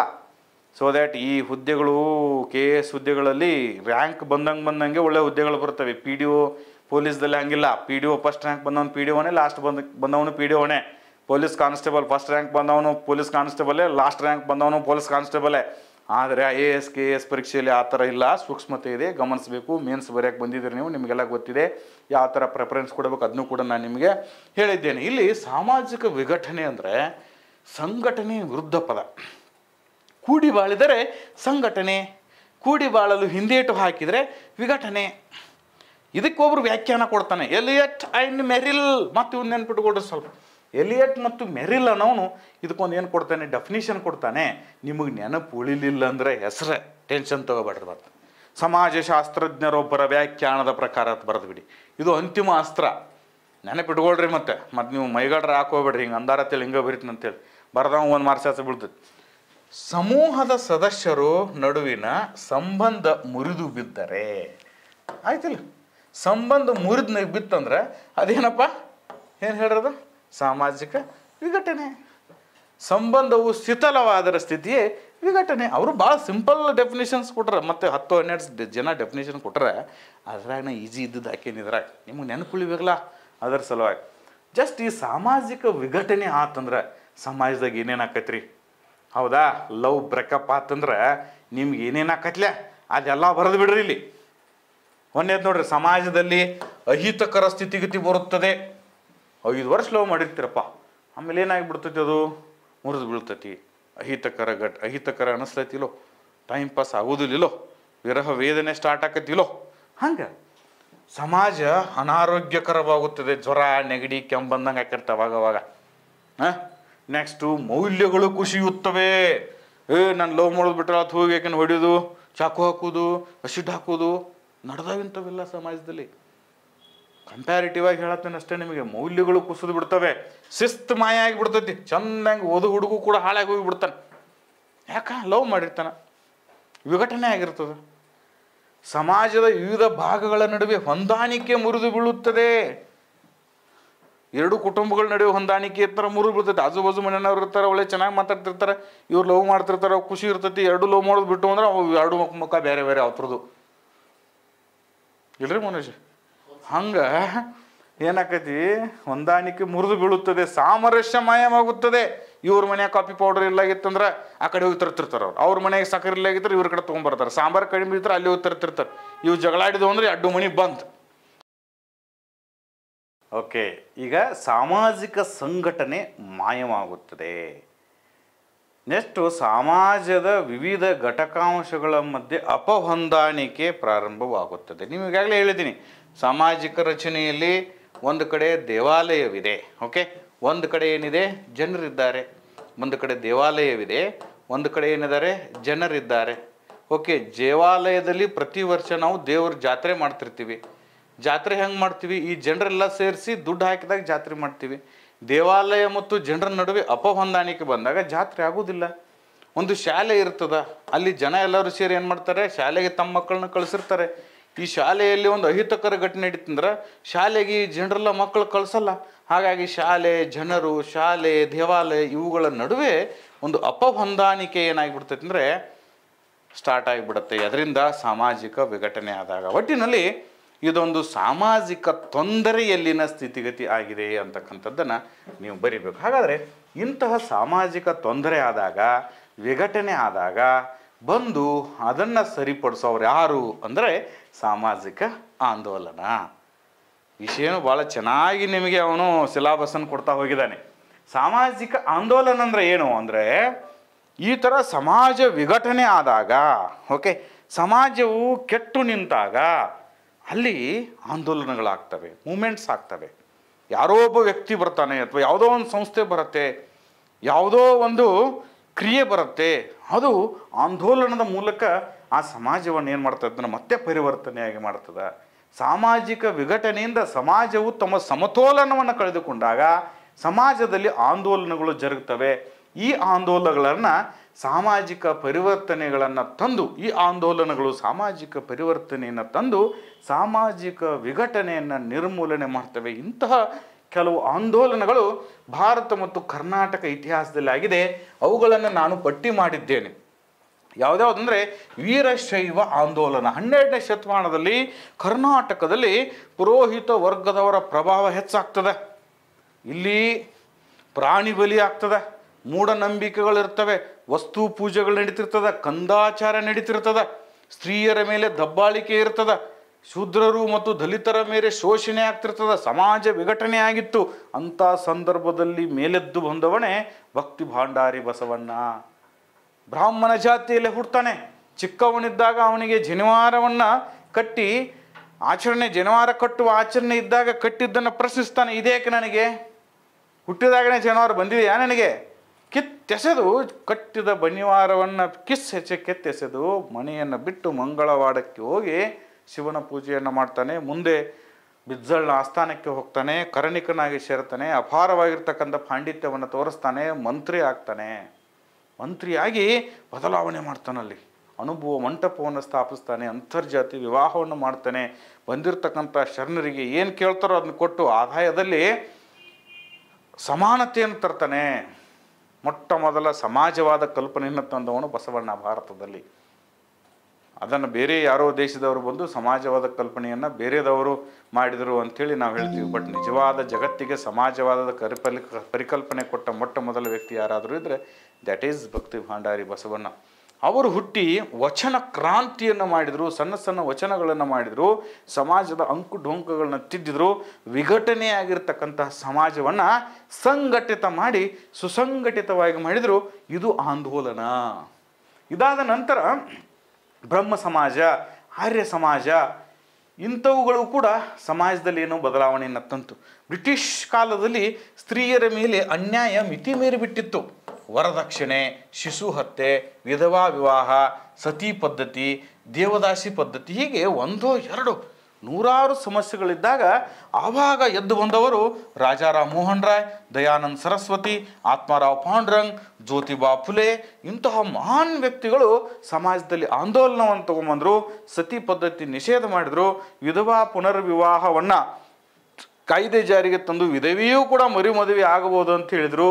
ಇಂತಹ ಹಲವಾರು ಕಾಯ್ದೆ ಕಾನೂನುಗಳನ್ನು ತರುವ ಮೂಲಕ ಒಡೆದು ಹೋಗಿರ್ತಕ್ಕಂತಹ ವಿಘಟಿತವಾಗಿರ್ತಕ್ಕಂತಹ ಸಮಾಜವನ್ನು ಸಂಘಟಿತ ಮಾಡಿರ್ತಕ್ಕಂತಹ ಪುಣ್ಯ ಯಾರಿಗೆ ಸಿಗ್ತದೆ ಅಂದರೆ ಅಂಥವ್ರಿಗೆ ಸಿಗ್ತದೆ. ಆಮೇಲೆ ಸ್ವಾತಂತ್ರ್ಯ ಪೂರ್ವ ಸಂದರ್ಭದಲ್ಲಿ ರೈತರ ಆಂದೋಲನಗಳಾಗ್ತವೆ. ರೈತರಿಗೆ ಕೊಡಬಾರದ ಕಷ್ಟವನ್ನು ಕೊಡ್ತಾರೆ ಯಾರು? ಬ್ರಿಟಿಷರು. ಅವರಿಗೆ ಅತಿ ಹೆಚ್ಚು ಏನೋ ಕಂದಾಯವನ್ನು ಹೇರ್ತಾರೆ, ಅವ್ರ ಕಡೆ ಭೂಮಿಯನ್ನು ಕಿತ್ಕೋತಾರೆ, ಅವ್ರನ್ನ ಕಾರ್ಮಿಕರನ್ನಾಗಿ ಮಾಡ್ತಾರೆ, ಇಂತಹ ಬೆಳೆಗಳನ್ನೇ ನೀವು ಬೆಳಿಬೇಕಂತ ಹೇಳ್ತಾರೆ, ಅವರಿಗೆ ಸಾಲಗಾರರನ್ನಾಗಿ ಮಾಡ್ತಾರೆ. ಇದರಿಂದ ರೈತರ ಸ್ಥಿತಿ ಚಿಂತಾಜನಕವಾಗಿತ್ತು. ಆವಾಗ ಎದ್ದು ಬಂದವರು ಸರ್ದಾರ್ ವಲ್ಲಭಭಾಯಿ ಪಟೇಲ್, ಮಹಾತ್ಮ ಗಾಂಧೀಜಿ ಅಂತವರು ಬಂದು ರೈತರ ಪರವಾಗಿ ಸತ್ಯಾಗ್ರಹಗಳನ್ನ ಮಾಡಿದರು. ಬಾರ್ಡೋಲಿ ಸತ್ಯಾಗ್ರಹ ಅಂತ ಕರಿತೀವಿ, ನೀಲಿ ಬೆಳೆಗಾರರ ಸತ್ಯಾಗ್ರಹ ಅಂತ ಕರಿತೀವಿ. ಇವರೆಲ್ಲರೂ ಹೋಗಿ ಬ್ರಿಟಿಷರ ಡಿಸಿಯ ಮುಂದೆ ನಿಂತು ಸತ್ಯಾಗ್ರಹವನ್ನು ಮಾಡಿ ತಮ್ಮ ಸಮಸ್ಯೆಗಳನ್ನ ಹೇಳಿದರು. ಒಡೆದು ಹೋಗಿರ್ತಕ್ಕಂತಹ ವಿಘಟಿತ ಸಮುದಾಯವನ್ನು ಮತ್ತೇನು ಮಾಡಿದರು? ಸಂಘಟಿಸಿದರು. ಸೊ ದ್ಯಾಟ್ ಇಲ್ಲಿ ಒಬ್ಬರ ಪ್ರಯತ್ನ ಇಲ್ಲ, ಇಡೀ ಸಮಾಜವೇ ಎದ್ದು ನಿಂತು ಹೋರಾಟ ಮಾಡೋಕ್ಕೆ ಸ್ಟಾರ್ಟ್ ಮಾಡುತ್ತೆ. ಹಾಗಾಗಿ ನಿಮಗೆಲ್ಲಾದರೂ ಅನ್ಯಾಯ ಆಗಿತ್ತಂದರೆ ಎದ್ದು ಹೋರಾಟ ಮಾಡಬೇಕು. ಯಾರು ಮಾಡಬೇಕು? ನೀವೇ ಮಾಡಬೇಕು. ಯಾರಿಗೆ ಅನ್ಯಾಯ ಆಗಿದೆ ಅವ್ರು ಮಾಡಬೇಕು. ನೀವು ಬರ್ರಿ, ನಾನು ಬರ್ರಿ, ನೀನು ಬರ್ರಿ, ಅದು ಊರು ಮಂದಿನ ಕರೆಯೋಂಗಿಲ್ಲ. ನಿನಗೆ ಅನ್ಯಾಯ ಆಗಿದೆಯಾ ಶಟದ್ ನಿಲ್ಲೋ, ನಿನ್ನ ಜೊತೆ ಇನ್ನೊಬ್ಬ ಅನ್ಯಾಯ ಆದವ ಬರ್ತಾನ. ಆ ದೃಷ್ಟಿಯಲ್ಲಿ ಇಲ್ಲಿ ಪ್ರಜಾಪ್ರಭುತ್ವದಲ್ಲಿ ಹೋರಾಟ ಮಾಡಿ ಪಡೆಯುವ ಹಕ್ಕುಗಳೇ ಜಾಸ್ತಿ ಇದೆ. ಮನೆ ಬಾಗಿಲಿಗೆ ಯಾವುದೇ ಹಕ್ಕುಗಳು ಬರೋದಿಲ್ಲ. ಅದೇ ರೀತಿ ಭಾರತದ ಸ್ವಾತಂತ್ರ್ಯ ಆಂದೋಲನ, ನಮ್ಮ ದೇಶದಾಗ ಸ್ವಾತಂತ್ರ್ಯ ಇರಲಿಲ್ಲ. ನಮ್ಮ ದೇಶದಲ್ಲಿ ನಾವು ಪರತಂತ್ರರಾಗಿದ್ವಿ. ನಮ್ಮ ಹೆಸರಲ್ಲೇ ಭೂಮಿ ಇಲ್ಲ, ನಮ್ಮ ಹೆಸರಲ್ಲೇ ಮಣಿ ಇಲ್ಲ, ನಾವು ಶಾಲಿ ಕಲಿಯುವಂಗಿಲ್ಲ. ಎಂಥ ಪರಿಸ್ಥಿತಿ ಇದು? ಇಂಥ ಪರಿಸ್ಥಿತಿ ಬಂದಾಗ ಸ್ವಾತಂತ್ರ್ಯಕ್ಕಾಗಿ ಆಂದೋಲನ ಆಗ್ತದೆ. ವ್ಯಾಪಾರಕ್ಕಾಗಿ ತಕ್ಕಡಿ ಹಿಡಿದು ಭಾರತಕ್ಕೆ ಬಂದು ಬ್ರಿಟಿಷರು 1757ನೇ ಇಸ್ವಿಯಲ್ಲಿ ಪ್ಲಾಸಿ ಕದನ ಮಾಡಿ, 1764ನೇ ಇಸ್ವಿಯಲ್ಲಿ ಬಾಕ್ಸಾರ್ ಕದನವನ್ನು ಮಾಡಿ ಇಡೀ ಭಾರತದ ಆಡಳಿತ ಚುಕ್ಕಾಣಿಯನ್ನು ಹಿಡಿದು 1973ನೇ ಇಸ್ವಿಯಲ್ಲಿ ರೆಗ್ಯುಲೇಟಿಂಗ್ ಆ್ಯಕ್ಟನ್ನು ಜಾರಿಗೆ ತರ್ತಾರೆ. ಅವ್ರ ಕಾಯ್ದೆ ನಮ್ಮಲ್ಲಿ ಹೇರ್ತಾರೆ. ನಾವು 200 ವರ್ಷಗಳ ಕಾಲ ಅವ್ರ ಕಡೆ ಆಳಿಸ್ಕೊಳ್ತೀವಿ. ಆದರೆ ಎಂದಾದರೂ ಮಾಡಿ ಸ್ವಾತಂತ್ರ್ಯ ಪಡಿಬೇಕಲ್ಲ ಅಂತೇಳಿ ಅವಾಗ ಎದ್ದು ಬಂದವರು ಲಾಲ್ ಬಾಲ್ ಪಾಲ್, ಮಹಾತ್ಮ ಗಾಂಧೀಜಿ, ಸರ್ದಾರ್ ಪಟೇಲ್, ಭಗತ್ ಸಿಂಗ್, ಸುಖದೇವ್, ರಾಜ್ಗುರು, ಚಂದ್ರಶೇಖರ್ ಆಜಾದ್ ಇವರೆಲ್ಲರೂ ಕೂಡ ಸಂಘಟಿತರಾಗಿ ಭಾರತಕ್ಕೆ ಸ್ವಾತಂತ್ರ್ಯ ತೊಗೊಂಬಂದರು. 1947 ಆಗಸ್ಟ್ 15ಕ್ಕೆ ಭಾರತಕ್ಕೆ ಸ್ವತಂತ್ರ ಆಯಿತು. ವಿಘಟಿತವಾದ ಸಮಾಜ ಸಂಘಟಿತ ಆಯಿತು. ಮುರಿದು ಬಿದ್ದ ಸಮಾಜವನ್ನು ಮತ್ತೆ ಮತ್ತೆ ಎದ್ದು ನಿಲ್ಲಿಸುವುದೇ ಸಾಮಾಜಿಕ ಆಂದೋಲನದ ಪರಮ ಗುರಿಯಾಗಿದೆ ಅಂತ ಬರಿಬೇಕು. ಈಗ ನಿಮಗೆ ಸಾಮಾಜಿಕ ಆಂದೋಲನ ಅಂದರೆ ಏನು, ಸಮಾಜದ ವಿಘಟನೆ ಅಂದರೆ ಏನು, ಸಮಾಜದ ಪರಿವರ್ತನೆ ಅಂದರೆ ಏನು, ಸಮಾಜದ ಪರಿವರ್ತನಾ ಸಿದ್ಧಾಂತಗಳಾವುದು, ಸಾಮಾಜಿಕ ರಚನೆ ಅಂದರೆ ಏನು, ಇದರ ಬಗ್ಗೆ ಪಕ್ಕಾ ಅರ್ಥ ಆಯಿತು ಅಂದ್ಕೊಂಡಿದ್ದೀನಿ. ಇನ್ನು ನಿಮ್ಗೆ ಅರ್ಥ ಆಗಿಲ್ಲ ಅಂದರೆ ಇದೇ ವಿಡಿಯೋವನ್ನು 2x ಸ್ಪೀಡಲ್ಲಿ ಇಟ್ಕೊಂಡು, ಡಬಲ್ ಸ್ಪೀಡಲ್ಲಿ ಇಟ್ಕೊಂಡು ಮತ್ತೊಂದು ಸಲ ಕೇಳ್ರಿ. ನೋಟ್ಸ್ PDF ನನ್ನ ಟೆಲಿಗ್ರಾಮ್ ಚಾನಲ್ದಲ್ಲಿ ಹಾಕಿರ್ತೀನಿ. ಟೆಲಿಗ್ರಾಮ್ ಚಾನಲ್ ಲಿಂಕು ನನ್ನ ಡಿಸ್ಕ್ರಿಪ್ಷನ್ ಬಾಕ್ಸ್ದಲ್ಲಿ ಇರ್ತೈತಿ. ಸುಮ್ಮನೆ ನೋಟ್ಸ್ ಕೊಡು ಅಂಥೇಳಿ ನನಗೆ ವಾಟ್ಸಪ್ ಮಾಡಬೇಡಿ. ಒಬ್ಬೊಬ್ಬರಿಗೆ ಪ್ರತಿಯೊಬ್ಬರಿಗೆ ನೋಟ್ಸ್ ಕಳ್ಸೋಕೆ ಆಗೋದಿಲ್ಲ. ಓಕೆ, ಅದನ್ನು ಒಂದು ಸಲ ಓದ್ಕೊಂಬಿಡಿ. ನೆಕ್ಸ್ಟ್ ಇನ್ನು 4ನೇ ಪಾಠ, 2ನೇ ಭಾಗದಲ್ಲಿ 4ನೇ ಪಾಠ 8ನೇ ಪೇಜ್. ಇದು ಮುಗ್ಯಾಕೆ ಬಂತು, ಇನ್ನೇನಿಲ್ಲ. ನಿರ್ದೇಶಿತ ಸಾಮಾಜಿಕ ಬದಲಾವಣೆ, ಡೈರೆಕ್ಟೆಡ್ ಸೋಷಿಯಲ್ ಚೇಂಜಸ್ ಅಂತ ಬರ್ತದೆ. ಸಮಾಜ ಬದಲಾಕತ್ತಪ್ಪ. ಯಾಕಂದ್ರೆ ಬದಲಾಗುವುದು ಸಮಾಜದ ಲಕ್ಷಣ. ಹಿಂದಿನ ಜನ ಸಮಾಜ ಬದಲಾಗತ್ತಿತ್ತಂದ್ರೆ ಹಿಂಗೆ ನೋಡ್ಕೋತ ನಿಲ್ತಿದ್ರು ಅವ್ರು, ಸಮಾಜ ಬದಲಾಗತ್ತಿಲ್ಲ ಅಂಥೇಳಿ. They are the mute spectators. ಅವರು ಮೂಕ ಪ್ರೇಕ್ಷಕರಾಗಿ, ಮೂಕ ವಿಸ್ಮಿತರಾಗಿ ನೋಡ್ಕೋತ ನಿಲ್ತಿದ್ರು. ಈಗಿನ ಜನ ಹಂಗಿಲ್ಲ. ಸಮಾಜ ಬದಲಾಗತ್ತೈತಿ, ಅದನ್ನು ಸರಿಯಾದ ದಿಕ್ಕಿನಲ್ಲಿ ಬದಲಾಯಿಸೋಣ ಅಂಥೇಳಿ ನಿರ್ದೇಶನ ನೀಡ್ತಕ್ಕಂತಹ ನಿರ್ದೇಶಕನಾಗಿದ್ದಾನೆ ಇದೇ ನಿರ್ದೇಶಿತ ಸಾಮಾಜಿಕ ಬದಲಾವಣೆ, ಡೈರೆಕ್ಟೆಡ್ ಸೋಷಿಯಲ್ ಚೇಂಜ್. ಸಮಾಜ ಬದಲಾಕತಿ. ಕೋವಿಡ್ ಬಂದೈತಿ, ಎಲ್ಲರೂ ಸತ್ತು ಹೋದ್ರಪ್ಪ ಅದು ಬಿಟ್ರನ. ನಿರ್ದೇಶಿತ ಬಂತಲ್ಲಿ, ಕೋವಿಡ್ ಬಂತ, ನಿರ್ದೇಶನಗಳನ್ನ ಕೊಟ್ಟರು. ಎಲ್ಲರೂ ಮಾಸ್ಕ್ ಹಾಕ್ಕೊಡ್ರಪ್ಪ, ಸಾಮಾಜಿಕ ಅಂತರವನ್ನು ಪಾಲಿಸ್ರಪ್ಪ, ಯಾರೂ ಜರ್ನಿ ಮಾಡ್ತಕ್ಕದ್ದಲ್ಲ, ಬಸ್ ಬಂದ್, ರೈಲ್ವೆ ಬಂದ್, ವಿಮಾನ ಬಂದ್, ಕಿರಾಣಿ ಅಂಗಡಿ ಬಂದ್, ಶಾಲೆ ಬಂದ್, ಎಲ್ಲ ಬಂದ್. ಡೈರೆಕ್ಷನ್ಸ್ ಕೊಟ್ರಲ್ಲ ಅಲ್ಲಿ. ಒಂದು ವೇಳೆ ಈ ಡೈರೆಕ್ಷನ್ ಕೂಡ ಅವ್ರು ಯಾರೂ ಇಲ್ಲಾಗಿದ್ರು ಅಂದ್ರೆ ಕೋವಿಡ್ ಇಡೀ ಭಾರತ ದೇಶಕ್ಕೆ ಹತ್ತಿ 80% ಮಂದಿ ಎಲ್ಲ ಸತ್ತು ಹೋಗಿ 20% ಗಟ್ಟಿ ಬೀಜ ಮಟ್ಟ ಉಳಿತಿದ್ದು. ಆದರೆ ನಿರ್ದೇಶಿತ ಸಾಮಾಜಿಕ ಬದಲಾವಣೆ ಆದ ನಂತರ ಏನಾಯಿತು, ಧನಾತ್ಮಕವಾಗಿ ಬದಲಾವಣೆ ಆಯಿತು. ಯಾವಾಗಲೂ ಕೂಡ ಸಾಮಾಜಿಕ ಬದಲಾವಣೆ ಅನ್ನೋದು ಧನಾತ್ಮಕವಾಗಿರಬಹುದು ಅಥವಾ ಋಣಾತ್ಮಕವಾಗಿರಬಹುದು. ಆದರೆ ನಿರ್ದೇಶಿತ ಸಾಮಾಜಿಕ ಬದಲಾವಣೆ ಯಾವಾಗಲೂ ಕೂಡ ಧನಾತ್ಮಕವಾಗಿಯೇ ಇರುತ್ತೆ. ಓಕೆ, ಸಾಮಾಜಿಕ ಬದಲಾವಣೆ ಯಾರ ಕೈಯಲ್ಲಿಯೂ ಇಲ್ಲ. ಸಮಾಜವು ಸಕಾರಾತ್ಮಕ ಬದಲಾವಣೆ ಆಗ್ಬೋದು, ನಕಾರಾತ್ಮಕ ಬದಲಾಗಬಹುದು. ವ್ಯಕ್ತಿ ಇದನ್ನು ಮೂಕ ಪ್ರೇಕ್ಷಕನಂತೆ ನೋಡುತ್ತಾ ನಿಂತಿರುತ್ತಾನೆ. ಆದರೆ ನಿರ್ದೇಶಿತ ಸಾಮಾಜಿಕ ಬದಲಾವಣೆ ಮಾನವನ ನಿರ್ದೇಶನದ ಮೇಲೆ ನಡೆಯುತ್ತದೆ. ಇಟ್ ಈಸ್ ಪ್ರೀ ಪ್ಲ್ಯಾನ್ಡ್, ಪೂರ್ವ ನಿಯೋಜಿತವಾಗಿರುತ್ತದೆ. ಇದು ಮಾನವ ರೂಪಿಸಿದ ಯೋಜನೆಯಾಗಿದೆ. ಹಂಗಾದ್ರೆ ಇದರ ಲಕ್ಷಣಗಳು ಹೆಂಗಿರ್ತವ ಒಂದು ನೋಡೋಣ. ಇದರಿಂದ ಒಂದು ಕ್ಷೇತ್ರದ ನಿರ್ದಿಷ್ಟ ಬದಲಾವಣೆಯನ್ನು ತರಬಹುದು. ಇದರಿಂದ ಶಿಕ್ಷಣ ಕ್ಷೇತ್ರದಲ್ಲಿ ಬದಲಾವಣೆ ತರೋದಪ್ಪ. Okay, right. ಶಿಕ್ಷಣ ಕ್ಷೇತ್ರದಲ್ಲಿ ಸಾಂಪ್ರದಾಯಿಕ ಶಿಕ್ಷಣ ಇದೆ. ಇನ್ಮೇಲೆ ಆನ್ಲೈನ್ ಶಿಕ್ಷಣ ಮಾಡೋಣ ಅಂತ ಟ್ರೈ ಮಾಡಿ ಮನ್ಯಾಗ ಕೂತ್ಕೊಂಡು ಶಿಕ್ಷಣ ಕಲಿಯೋದು. ನಾವು ಅದನ್ನು ಗುರಿ ಇಟ್ಕೊಂಡು ಸ್ಟಾರ್ಟ್ ಮಾಡಿದೆವು ಅಂದರೆ ಇನ್ನು 10 ವರ್ಷನಾಗ ಅದು ಸಕ್ಸಸ್ಫುಲ್ ಆಗ್ತದೆ. ನೆಕ್ಸ್ಟ್, ಇದು ಮಾನವನ ಯೋಜನೆ ಆಗಿದೆ. It is a plan of man. ಇದು ದೇವರ ಯೋಜನೆ ಅಲ್ಲ, ಇದು ಮಾನವನ ಯೋಜನೆ.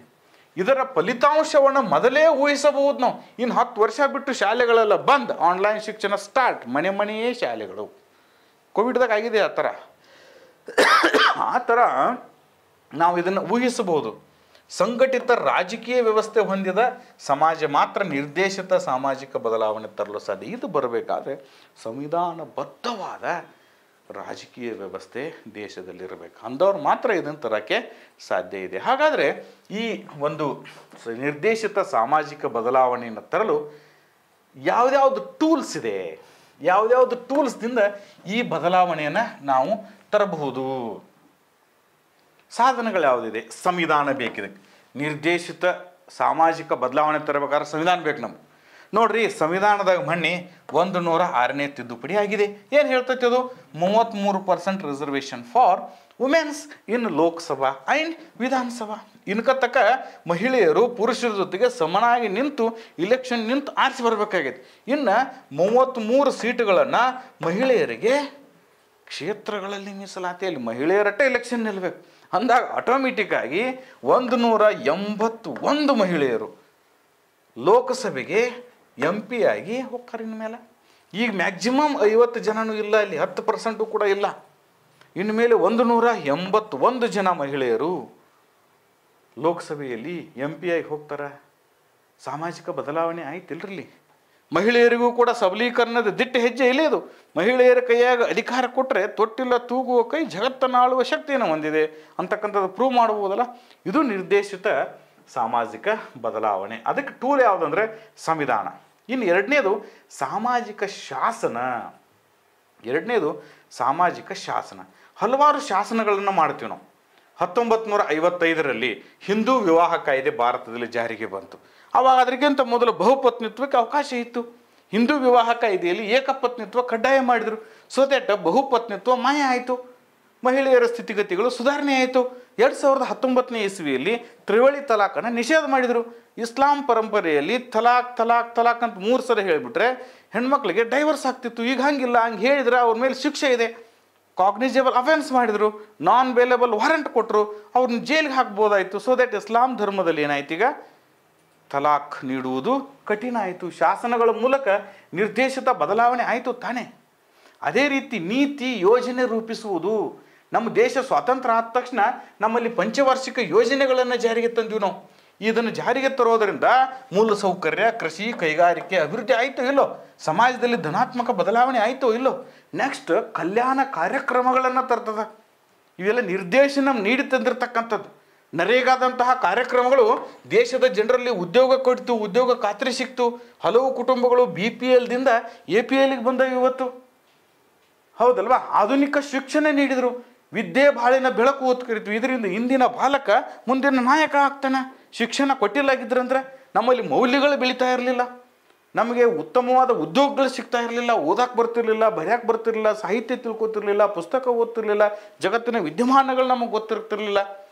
ಇದೆಲ್ಲ ನಿರ್ದೇಶಿತ ಬದಲಾವಣೆ ಆಗಿರೋದ್ರಿಂದ ಇಂದಿನ ಬಾಲಕ ನಾಳಿನ ನಾಯಕ ಆದೋ ಇಲ್ಲೋ? ಸೊ ದಟ್ ಈ ಎಲ್ಲವೂ ಕೂಡ ಸಮಾಜವನ್ನು ಧನಾತ್ಮಕವಾಗಿ ಬದಲಾಯಿಸಿದವು. ಇಲ್ಲಿ ಒಂದು ಪಾಯಿಂಟ್ ತಿಳ್ಕೊಳ್ಳಿ, ಸಾಮಾಜಿಕ ಬದಲಾವಣೆ ಎನ್ನುವುದು ಧನಾತ್ಮಕವಾಗಿರಬಹುದು ಅಥವಾ ಋಣಾತ್ಮಕವಾಗಿರಬಹುದು. ಆದರೆ ನಿರ್ದೇಶಿತ ಸಾಮಾಜಿಕ ಬದಲಾವಣೆಗಳು ಪಕ್ಕ ಏನಿರ್ತವೆ, ಧನಾತ್ಮಕವಾಗಿಯೇ ಇರ್ತವೆ ಅಂತ ತಿಳ್ಕೊಂಡು ಆ ಚಾಪ್ಟರನ್ನು ಮುಗಿಸ್ಬಿಟ್ಟು 5ನೇ ಚಾಪ್ಟರ್ಗೆ ಹೋಗೋಣ. 10ನೇ ಪೇಜಿಗೆ ಬರೋಣ. ಸಾಮಾಜಿಕ ನೀತಿ ಮತ್ತು ಸಾಮಾಜಿಕ ಅಭಿವೃದ್ಧಿ, ಇದು ಕೊನೆಯ ಒಂದು ಪಾಠ. ಯಾವಲ್ಲಿ? 2ನೇ ಭಾಗದಲ್ಲಿ. ಓಕೆ, ಸಾಮಾಜಿಕ ನೀತಿ ಮತ್ತು ಸಾಮಾಜಿಕ ಅಭಿವೃದ್ಧಿ, social policies and social development. ಇಲ್ಲಿ ತಿಳ್ಕೊಂಡು ಬಿಡ್ತೀವಿ ನೀವು, ಪಾಲಿಸೀಸ್ ಮಾಡ್ತೀವಿ ನಾವೆಲ್ಲ ಆಫೀಸರ್ಸ್ ಆಗಿ, ಏನು ಹೋಗಿ ಪಾಲಿಸೀಸ್ಗಳನ್ನ ಅನುಷ್ಠಾನ ಮಾಡ್ತೀವಿ. ರಾಜಕೀಯದವರು ಪಾಲಿಸೀಸ್ಗಳನ್ನ ಜಾರಿಗೆ ತರ್ತಾರೆ, ನೀತಿ ನಿರೂಪಣೆ ಮಾಡ್ತಾರೆ, ನಾವು ಅದನ್ನು ಅನುಷ್ಠಾನಕ್ಕೆ ತರ್ತೀವಿ. ಅದರಿಂದ ದೇಶದಲ್ಲಿ ಏನಾಗ್ತದೆ, ಸಮಾಜದಲ್ಲಿ ಅಭಿವೃದ್ಧಿ ಆಗ್ತದೆ. ಸಿಂಪಲ್ ಚಾಪ್ಟರ್ ಇದು. ಆ ಗೊಳ್ಳ ಅಭಿವೃದ್ಧಿ ಇರ್ತದೆ, ಏನಿಲ್ಲ ಇದರಾಗೂ ಕೂಡ. ಹಿಂದಿನ ಕಾಲದಲ್ಲಿ ಸಾಮಾಜಿಕ ಬದಲಾವಣೆಯಾದಾಗ ಅಂದಿನ ಜನರು ಮೂಕ ವಿಸ್ಮಿತರಾಗಿ ನೋಡ್ತಿದ್ರು, ಏಕೆ ಹೀಗಾಗುತ್ತದೆ ಅಂತ ವಿಚಾರ ಮಾಡ್ತಿದ್ರು. ಭಾಳ ಆದ್ರೆ ಇನ್ನೊಬ್ಬರನ್ನ ಕೇಳ್ತಿದ್ರು, ಆದರೆ ಅದನ್ನು ಬದಲಾಯಿಸುವ ಶಕ್ತಿ ಅವ್ರಿಗೆ ಇರಲಿಲ್ಲ. ಆದರೆ ಇಂದಿನ ಜನರು ಅದನ್ನು ತಡೆಯುವ, ಅದನ್ನು ಬದಲಿಸುವ ಶಕ್ತಿಯನ್ನು ಹೊಂದಿದ್ದಾರೆ. ಏಕೆಂದರೆ ಅವರಲ್ಲಿ ಶಿಕ್ಷಣ ಬಂದಿದೆ, ಆಧುನೀಕರಣ ಬಂದಿದೆ, ಕೈಗಾರೀಕರಣ ಬಂದಿದೆ, ಪಾಶ್ಚಾತ್ಯೀಕರಣ ಬಂದಿದೆ, ತಾಂತ್ರಿಕತೆ ಬೆಳೆದಿದೆ. ಈ ಎಲ್ಲ ಕಾರಣದಿಂದ ಅದನ್ನು ಬದಲಿಸುವ ಶಕ್ತಿಯನ್ನು ಆಧುನಿಕ ಮಾನವರು ಹೊಂದಿದ್ದಾರೆ. ತಮಗೆ ಬೇಕಾದ ದಿಕ್ಕಿನಲ್ಲಿ ಅದನ್ನು ತಿರುಗಿಸುವಷ್ಟು ಆಲೋಚನಾ ಶಕ್ತಿಯನ್ನು ಹೊಂದಿದ್ದಾರೆ. ಮೂಕ ಪ್ರೇಕ್ಷಕರಾದ ಜನರು ಇಂದು ಅದರ ದಿಕ್ಕು ಬದಲಿಸುವ ನಿರ್ದೇಶಕರಾಗಿದ್ದಾರೆ. ಅದಕ್ಕೆ ಕಾರಣ ಸಾಮಾಜಿಕ ನೀತಿ ಮತ್ತು ಧೋರಣೆಗಳು, ಸೋಷಿಯಲ್ ಪಾಲಿಸೀಸ್ಗಳನ್ನು ತರುವ ಮೂಲಕ ಇವತ್ತು ಅಷ್ಟು ಸಬಲರಾಗಿದೆ. ಇದಕ್ಕೆ ಕಾರಣ ರಾಜ್ಯ, ಸ್ಟೇಟ್ ಮೀನ್ಸ್ ದೇಶ ಅಂತ ಓದ್ಕೋಬೇಕು ನೀವು. ಪಾಲಿಟಿಯಲ್ಲಿ 12ನೇ ಆರ್ಟಿಕಲ್ಗೆ ಹೋದಾಗ ಗೊತ್ತಾಗ್ತೈತಿ. State means what. ಇಂದು ರಾಜ್ಯವು ಸಾಮಾಜಿಕ ನೀತಿ ಮತ್ತು ಧೋರಣೆ ರೂಪಿಸ್ತಕ್ಕಂತಹ ವೇದಿಕೆಯಾಗಿದೆ. ರಾಜ್ಯ ಏನೇನು ಮಾಡ್ತೈತಪ್ಪ ಅನ್ನೋದಕ್ಕಿಂತ ಮೊದಲ ಸಾಮಾಜಿಕ ನೀತಿ ಅಂದರೆ ಏನು ತಿಳ್ಕೊಳ್ಳೋಣ ನಾವು. ಏನು ಸಾಮಾಜಿಕ ನೀತಿ ಅಂದರೆ ವ್ಯಕ್ತಿ ಅಥವಾ ಸಮುದಾಯದ ಮೇಲೆ ಪ್ರಭಾವ ಬೀರಬಲ್ಲ ಸರ್ಕಾರ ಅಥವಾ ರಾಜ್ಯವು ತೆಗೆದುಕೊಂಡ ಉಪಕ್ರಮ. Social policy represents the stand of the government of state towards individual and community. ಈ ಪದವನ್ನು ಯಾರು ಬಳಸಿದ್ರು? ಸ್ವಲ್ಪ ಸಮಾಜಶಾಸ್ತ್ರೀಯದಲ್ಲಿ ನಾವು ಸ್ಟಾರ್ಟ್ ಮಾಡೋದಿತ್ತಂದರೆ ಏನಪ್ಪ ಬರೀ ಗೊಳ್ಳ ಬರ್ದಾನೆ ತಿಳ್ಕೊಳ್ಳೋದು ಬೇಡ. ಅವರೇ ಸ್ವಲ್ಪ ಸಮಾಜಶಾಸ್ತ್ರಜ್ಞರ ಹೆಸರು ಹಾಕಿ ಈ ಪದವನ್ನು ಫ್ರೀಮನ್ ಮತ್ತು ಶೇರ್ವುಡ್ ಇವರು social research and social policy 1971 ಒಂದು ಪುಸ್ತಕ ಬರೆದಿದ್ದಾರೆ. ಆ ಪುಸ್ತಕದಲ್ಲಿ ಇದನ್ನೊಂದು ತತ್ವವಾಗಿ, ಇದನ್ನೊಂದು ಉತ್ಪನ್ನವಾಗಿ, ಇದನ್ನೊಂದು ಪ್ರಕ್ರಿಯೆಯಾಗಿ ಹೇಗೆ ಸಮಾಜದ ಅಭಿವೃದ್ಧಿ ಮಾಡುವುದೆಂದು ತಿಳಿಸಿದ್ದಾರೆ. ಇದರ ಎಕ್ಸ್ಪ್ಲನೇಷನ್ ಕೊಡೋ ಅವಶ್ಯಕತೆ ಇಲ್ಲ. ತತ್ವವಾಗಿ ಹೆಂಗೆ, ಉತ್ಪನ್ನವಾಗಿ ಹೆಂಗೆ, ಪ್ರಕ್ರಿಯೆಯಾಗಿ ಮತ್ತೊಂದೊಂದು ಪೇಜ್ ಅದಾವು. ನಮಗೆ ಬೇಕಾಗಿರೋದು 150 ಶಬ್ದಗಳು. ಓಕೆ, ನೆಕ್ಸ್ಟ್ ಸಾಮಾಜಿಕ ನೀತಿಯ ಆಧಾರಗಳೇನು? ಈ ಸಾಮಾಜಿಕ ನೀತಿಯನ್ನು ನಾವು ತರ್ತೀವಲ್ಲ, ಅದಕ್ಕೇನು ಆಧಾರ? ಒಂದು ಸಮಾಜ ಹೊಂದಿರತಕ್ಕಂತಹ ಪ್ರಾಶಸ್ತ್ಯ, ಒಂದು ಸಮಾಜ ಇದೆಯಾ, ಈ ಸಮಾಜದಲ್ಲಿ ಏನನ್ನು ನಾವು ಕೊಡಬೇಕಾಗಿದ್ದು ಜನರಿಗೆ, ಆ ಪ್ರಾಶಸ್ತ್ಯದ ಆಧಾರದ ಮೇಲೆ ನಾವು ಸಾಮಾಜಿಕ ನೀತಿಯನ್ನು ಜಾರಿಗೆ ತರ್ತೀವಿ. ಇಲ್ಲಿ ಬಡತನ ಇತ್ತಂತ ತಿಳ್ಕೊಳ್ಳಿ. ಈ ಸಮಾಜದಲ್ಲಿ ಬಡತನ ಇತ್ತಂದ್ರೆ, ನಿರುದ್ಯೋಗಿ ಇತ್ತಂದ್ರೆ ಬಡತನ ಮತ್ತು ನಿರ್ಮೂಲನಾ ಕಾರ್ಯಕ್ರಮಗಳನ್ನು ಜಾರಿಗೆ ತರಬೇಕು. ಈ ಸಮಾಜದಲ್ಲಿ ಅಸ್ಪೃಶ್ಯತೆ ಇತ್ತಂದರೆ ಅಸ್ಪೃಶ್ಯತೆಯನ್ನು ಹೋಗಲಾಡಿಸ್ತಕ್ಕಂತಹ ಕಾನೂನನ್ನು ತರಬೇಕು. ಈ ಸಮಾಜದಲ್ಲಿ ಬಾಲ್ಯ ವಿವಾಹ ಭಾಳ ಆಗ್ತಿದ್ದು ಅಂದ್ರೆ ಬಾಲ್ಯ ವಿವಾಹ ನಿಷೇಧ ಕಾನೂನನ್ನು ಜಾರಿಗೆ ತರಬೇಕು. ಈ ಸಮಾಜದಲ್ಲಿ ವರದಕ್ಷಿಣೆ ಪಿಡುಗಿತ್ತಂದ್ರೆ ವರದಕ್ಷಿಣೆ ನಿಷೇಧ ಕಾನೂನನ್ನು ಜಾರಿಗೆ ತರಬೇಕು. ಹೀಗೆ ಒಂದು ಸಮಾಜ ಹೊಂದಿರತಕ್ಕಂಥ ಪ್ರಾಶಸ್ತ್ಯ. ಎರಡನೇದು ಸಂಶೋಧನಾ ನಿರ್ಣಯಗಳು. ಸಂಶೋಧನೆ ನಿರ್ಣಯ ಅಂದರೆ ಒಂದು ಸಮಾಜವನ್ನು ಅಧ್ಯಯನ ಮಾಡಕ್ಕೆ ಹಚ್ತಾರೆ. ಅದಕ್ಕೆ ಈಗ ಹಿಂದುಳಿದ ವರ್ಗಗಳ ಕುರಿತು ಅಧ್ಯಯನ ಮಾಡೋದಕ್ಕೆ ಆಯೋಗಗಳನ್ನ ನೇಮಿಸಿದ್ರು. ಹಾವನೂರು ಆಯೋಗ, ವೆಂಕಟಸ್ವಾಮಿ ಆಯೋಗ, ಚಿನ್ನಪ್ಪ ರೆಡ್ಡಿ ಆಯೋಗ, ಕಾಂತರಾಜ್ ಆಯೋಗ ಮಂಡಿ ಬಂದಿತ್ತು. ಈ ಹಿಂದುಳಿದ ವರ್ಗಗಳ ಸ್ಥಿತಿಗತಿಗಳನ್ನ ಅಧ್ಯಯನ ಮಾಡಿ ಅವರು ಹಿಂದುಳಿದ ವರ್ಗದವ್ರನ್ನ ಮೇಲ್ ತರಕ್ಕೆ ಏನು ಮಾಡಬೇಕು ಅಂತೇಳಿ ವರದಿ ಕೊಡ್ತಾರೆ. That is research. ಆ ಒಂದು ಸಂಶೋಧನೆ ಆಧರಿಸಿ ಅವರಿಗೆ ಮೀಸಲಾತಿ ಕೊಡೋದಾಗಲಿ, ಅವರಿಗೆ ಉದ್ಯೋಗದಲ್ಲಿ ಅವಕಾಶಗಳನ್ನ ಕೊಡೋದಾಗಲಿ, ಅವರಿಗೆ ಮೂಲ ಸೌಕರ್ಯಗಳನ್ನ ಕೊಡೋದಾಗಲಿ, ಅವರಿಗೋಸ್ಕರ ಯೋಜನೆಯನ್ನು ಕೊಡೋದಾಗಲಿ. ಅದಕ್ಕೆ ಬೆಸ್ಟ್ ಎಕ್ಸಾಂಪಲ್ ಅಂದರೆ 371J ನೋಡಿ. 371J ಜಾರಿಗೆ ಬಂತಲ್ಲ, ವಿಶೇಷ ಸವಲತ್ತನ್ನು ಕೊಟ್ಟರಲ್ಲ, ಹೈದರಾಬಾದ್ ಕರ್ನಾಟಕಕ್ಕೆ ವಿಶೇಷ ಸ್ಥಾನಮಾನ ಕೊಟ್ಟರಲ್ಲ, ಇಂಥವುಗಳೆಲ್ಲನೂ ಕೂಡ ರಿಸರ್ಚ್ ಮಾಡೇ ಕೊಟ್ಟಿರ್ತಕ್ಕಂಥದ್ದು. ನಿರುದ್ಯೋಗ ನಿವಾರಣೆಗೆ ನರೇಗಾದಂಥ ಯೋಜನೆಗಳನ್ನ ಕೊಟ್ಟರು. ಯಾವುದಾದ್ರೂ ಸಮಾಜದಲ್ಲಿ ಇವುಗಳನ್ನ ಕೊಡೋದರಿಂದ ಆ ಸಮಾಜದಲ್ಲಿ ಏನಾಗ್ತೈತಿ, ಬದಲಾವಣೆ ಆಗೋದಕ್ಕೆ ಸಾಧ್ಯ ಆಗ್ತದೆ. ಅದೇ ರೀತಿ ಇದನ್ನು ನಾವು ಸ್ಟ್ಯಾಂಡರ್ಡ್ ಆಗಿನೇ ಅಳವಡಿಸ್ಕೊಂಡು ಬಿಟ್ಟಿದ್ದೀವಿ.